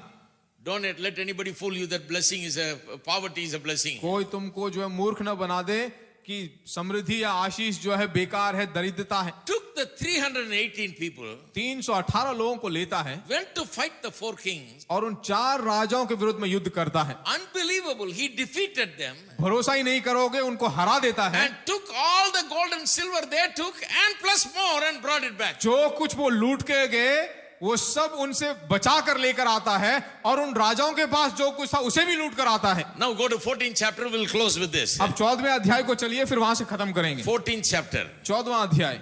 He comes back with gold and silver, सोना और चांदी के साथ वापिस आता है, defeating the 4 kings, 4 राजाओं को हराकर। coming back with the wealth of those nations, उन देशों की संपत्ति के साथ वापिस आता है, having defeated that king. उन राजाओं को हरा कर आता है, Those 4 kings. 4 राजाओं को। And listen to what happens. देखिए क्या होता है। Verse 18. 18वां वचन, Chapter 14, verse 18. 14वां अध्याय 18वां Then वचन। Melchizedek, king of Salem, brought out bread and wine. He was the priest of the Most High. तब शालोम का राजा मलकीसदेक जो परम प्रधान ईश्वर का याजक था, रोटी और दाख मधु ले आया। And he blessed him and said, Blessed be Abram of God, Most High, possessor of heaven and earth. और उसने अब्राहम को यह आशीष दिया परम प्रधान ईश्वर की ओर से, जो आकाश और पृथ्वी का अधिकारी है, तो धन्य हो। Look at what he says. देखिए वो क्या कहता है। Melchizedek is blessing him and saying, Blessed be Abraham of God, Most High, possessor of heaven and earth. Melchizedek उसे जो है आशीष देकर कहता है, जो राजा परम प्रधान ईश्वर का याजक था, रोटी और दाख मधु ले आया। Now, let me point this out to you. जरा मैं इसे समझाऊं आपको। He's blessing Abraham. वो अब्राहम को आशीष दे रहा है। He's saying, Abraham, and with the name, he joins Abraham of Most High God. वो अब्राहम के साथ जो है परम प्रधान ईश्वर का नाम भी जोड़ लेता है। He says, Abraham of Most High. कहता है God Most High. परम प्रधान ईश्वर की ओर से, And then qualifies that statement by saying, Possessor of heaven and earth. और फिर वो कहता है जो आकाश और पृथ्वी का अधिकारी है। Listen to this. इसे सुनिए अब। This just thrills me. ये बिल्कुल मुझे उत्साह This से is the भर kind देता of है। stuff I preach in our church. हमारी कलीसिया में ऐसे ही बात मैं सुनाता हूँ। If somebody comes and looks at you and say, Blessed be Sam अगर कोई मेरे of pass Most High God, who's the possessor of heaven and earth. अगर कोई मेरे पास आकर कहे कि सैम तू धन्य है, आकाश और पृथ्वी का अधिकारी जो है, ऐसे परम प्रधान का परमेश्वर तेरे पास है। You know what that means? मालूम है उसका अर्थ क्या है? It means, Sam, you are the most blessed man because you have a God who's the possessor of heaven and earth, and you belong to him and you are with him. अगर वो कहे कि Sam तू धन्य है क्योंकि तेरा परमेश्वर परम प्रधान परमेश्वर है जो आकाश और पृथ्वी का अधिकारी है। You belong to the Most High God, the possessor of heaven and earth. आकाश और पृथ्वी का जो मालिक है, तुम उसके हो। You can't be poor. तुम गरीब नहीं हो सकते। You can't be weak. तुम निर्बल नहीं हो You सकते। can't be defeated. तुम हराए नहीं जा सकते। You can't be wanting and lacking. तुम कमी और घटियों में नहीं रह You सकते। can't be afraid. तुम डर नहीं सकते। Blessed be Abraham of the Most High God, possessor of heaven and earth. आकाश और पृथ्वी का परम प्रधान परमेश्वर तुम्हारा है, तुम धन्य हो। And blessed be God Most High who has delivered your enemies into your hand. और तुम्हारे शत्रुओं को तुम्हारे वश में जिसने कर दिया है, धन्य है वो परम प्रधान परमेश्वर। He says, because Abraham, you belong to that God who is the possessor of heaven and earth. He has delivered all your enemies into your hands. तुम्हारे शत्रुओं को तेरे हाथ में, तेरे वश में उसने कर दिया है। तुम उस परमेश्वर के हो, वो परम प्रधान परमेश्वर है। In other words, he's saying, Abraham, you are a mighty blessed man. You know, your enemies are at your feet because God is with you and he has delivered every enemy into your hand. दूसरे शब्दों में कहा जाए तो वो कह रहा है कि अब्राहम तू धन्य है, तेरे शत्रुओं को तेरे पांव तले उसने कर दिया है। परम प्रधान परमेश्वर तेरा मालिक है। Then it says he gave him a tithe of all. फिर उसके बाद कहा गया है कि उसने दशांश उसमें से दिया। A tithe of all. सभी चीजों का दशमांश उसने A दिया। tithe is a 10% of everything. दशमांश का मतलब है हर एक वस्तु का 10वां भाग। He has come with a big gold and silver he has got. जो Big कुछ भी heap of gold and silver. सोना चांदी का बहुत बड़ा ढेर वो वहां पर देता है।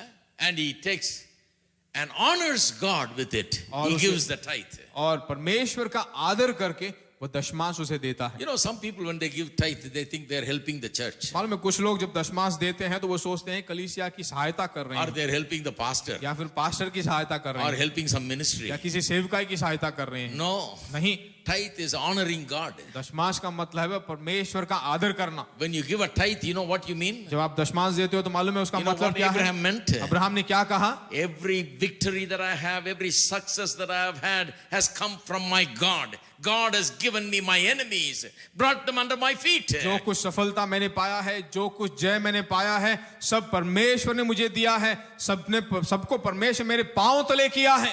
This is the principle we follow even today. आज भी यही सिद्धांत हम पालन करते Every हैं। Sunday when you go to church and give your tithes, हर रविवार जब तुम कलीसिया जाते हो दशमांश देते you are हो, not trying to help somebody. तुम किसी की सहायता नहीं कर रहे हो। God is trying to help you, my परमेश्वर friend. तुम्हारी सहायता कर रहा God है। has been helping you. परमेश्वर तुम्हारी सहायता कर That रहा is था। why you are making the kind of money that you're making. इसीलिए जो पैसा तुम कमा रहे हो वो तुम्हारे That पास is आ रहा why है। you are living. इसीलिए तुम जी रहे हो। God has been good to you. परमेश्वर तुम्हारे लिए भला So रहा। you are bringing your tithe and you are saying, look, God has been so good.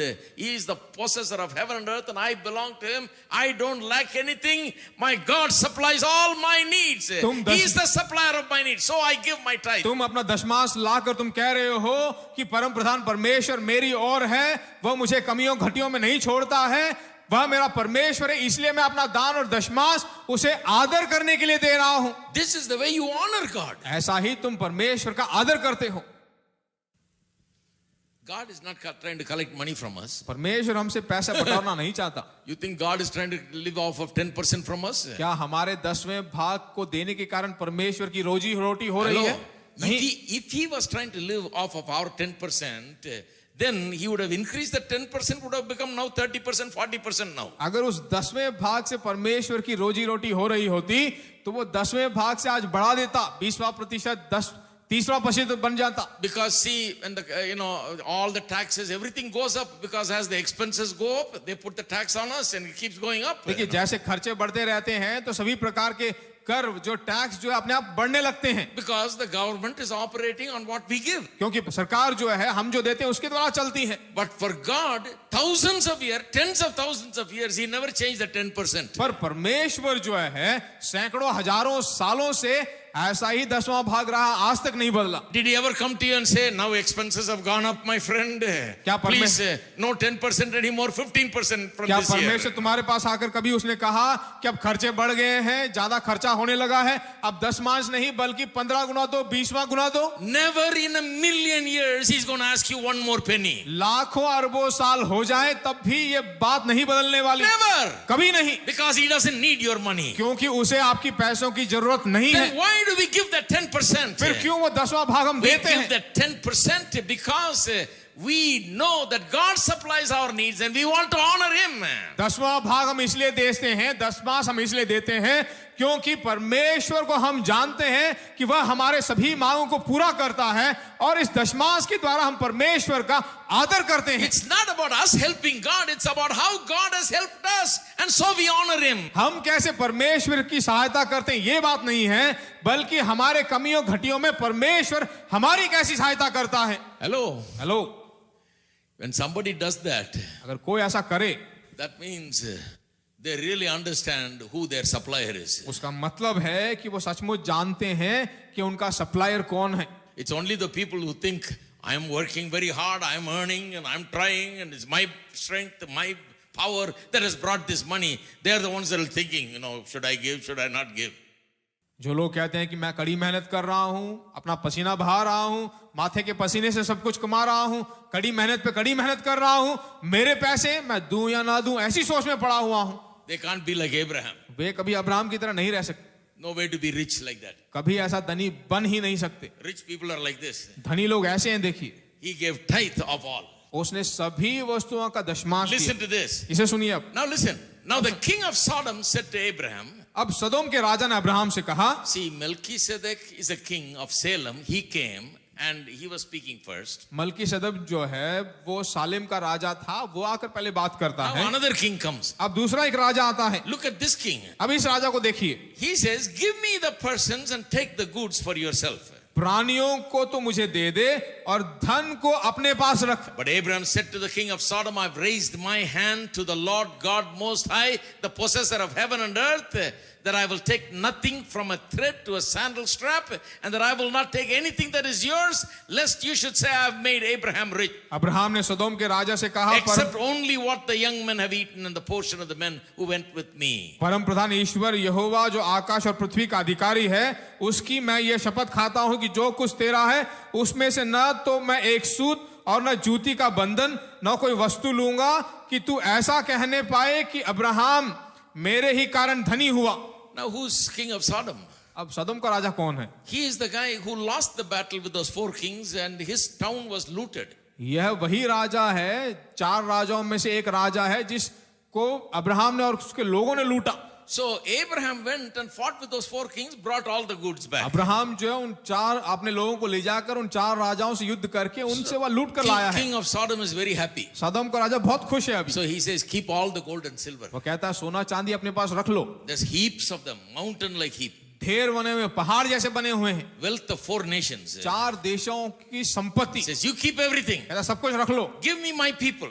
मेरे लोग मुझे दे दो. Listen to Abraham's answer. Abraham का उत्तर जरा देखो. अब Says to him, I have raised my hand to the Lord God Most High, the possessor of heaven and earth. कहता है कि मैंने अपने हाथों को जो उठा दिया है जो इस आकाश और पृथ्वी का अधिकारी है.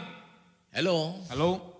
Abraham says, no, I will not take anything from you. Abraham कहता है कि मैं तुझसे कुछ भी नहीं Not लूंगा. even a shoe latchet from you. एक जूते की सूत तक नहीं लूंगा. I will not stretch my hand out to anybody. मैं किसी के सामने अपना हाथ नहीं फेरूंगा. This hand, I will not stretch it out to anybody. ये हाथ मैं किसी के सामने नहीं फेरूंगा. Why? क्यों? Because I have lifted my hands to the Lord. क्योंकि मैंने अपना हाथ परमेश्वर की ओर उठाया है.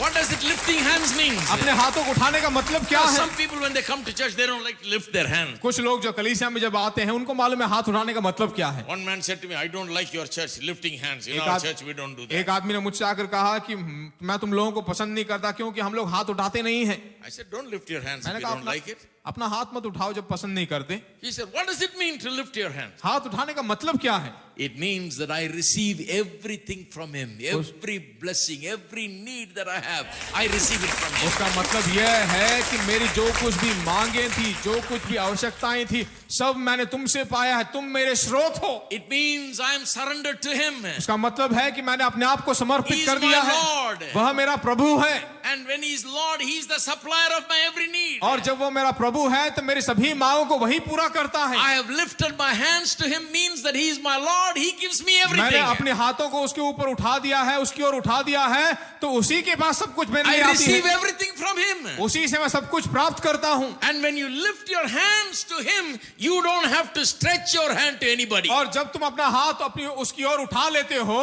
तो किसी और के सामने अपने हाथों को उठाने की जरूरत नहीं है. How many of you like to live like that? कितने लोग ऐसा जीना चाहते हो? That's what blessing does. वही आशीष करता है. Before you get the blessing, you're always going like this. Give me, give me, give me. आशीषों को पाने से पहले हम जाके नीचे हाथ फेरते कहते हैं मुझे दो जो कुछ भी है दे दो. My name is Jimmy. I'll take all you give me. मेरा नाम जिमी है, जो कुछ तुम दोगे मैं सब ले लूंगा. That's the way most people are like. ऐसे ही बहुत सारे लोग हैं. How much will they give, brother? कितना वो लोग देंगे How brother? much will the government give, brother? Government कितना देगा How brother? much aid so and so will give, कितना brother? सहायता कहाँ से मुझे मिलेगा How much brother? so and so? How much that rich uncle will give? कितने वो अमीर आदमी देंगे मुझे, अंकल How देंगे? much this rich father-in-law will give? कितने मुझे धनी ससुर देंगे? How much he will give? How much they will give? कितने ये देंगे, कितने वे लोग देंगे? Our hand is always going like this. हमारा हाथ हर वक्त जो है ऐसे ऐसे जा रहा है. Why? क्यों? Because hand is not lifted up there. क्योंकि हमारा हाथ उसकी ओर नहीं उठा है अब तक. When you are blessed, when you have the blessing, your hands are lifted up there. जब तुम आशीष पाओगे, तुम धन्य बनोगे, तो अपना हाथ उसकी ओर उठाओगे. God wants every single one of you with your hands lifted up. परमेश्वर चाहता है कि तुम हर एक व्यक्ति का हाथ उसकी ओर उठाए रखो. Amen. आमीन. In fact, when you give tithes also, that's what it means. दशमांश जब देते हो उसका मतलब ही वही है. I am not stretching my hand to anybody. मैं अपना हाथ किसी और की ओर नहीं फेर I am रहा. a giver. मैं देने वाला व्यक्ति I हूँ. am lifting my hands to the Lord. और मैं अपना हाथ प्रभु की ओर He उठा रहा हूँ. supplies all my needs. वह मेरे सभी मांगों को He पूरा is करता है. more than enough for me. वह मेरे लिए मांग से भी I ज्यादा do not बढ़कर lack है. anything. मेरे पास कोई कमी नहीं होगी. Everything I need, I have more than enough. सब कुछ जो मेरे लिए आवश्यक है मांग से ज्यादा है. He is the possessor of heaven and earth. आकाश और पृथ्वी का अधिकारी है वह. Everything in this world, all the gold and silver and everything in this world belongs to me because I belong to that God. इस दुनिया का जो कुछ भी है, सोना चांदी सब कुछ मेरा है, क्योंकि वह परमेश्वर मेरी ओर है. Blessed man. आशीष पाया हुआ व्यक्ति.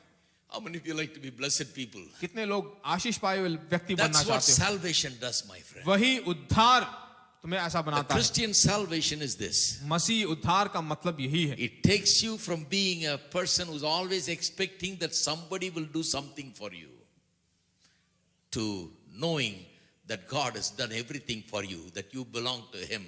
He is the possessor of heaven and earth and everything belongs to वो you. आकाश का और पृथ्वी का मालिक है. सभी चीजों का मालिक वही है. ऐसी अपेक्षा हमारे पास होनी चाहिए. Amen. आमीन.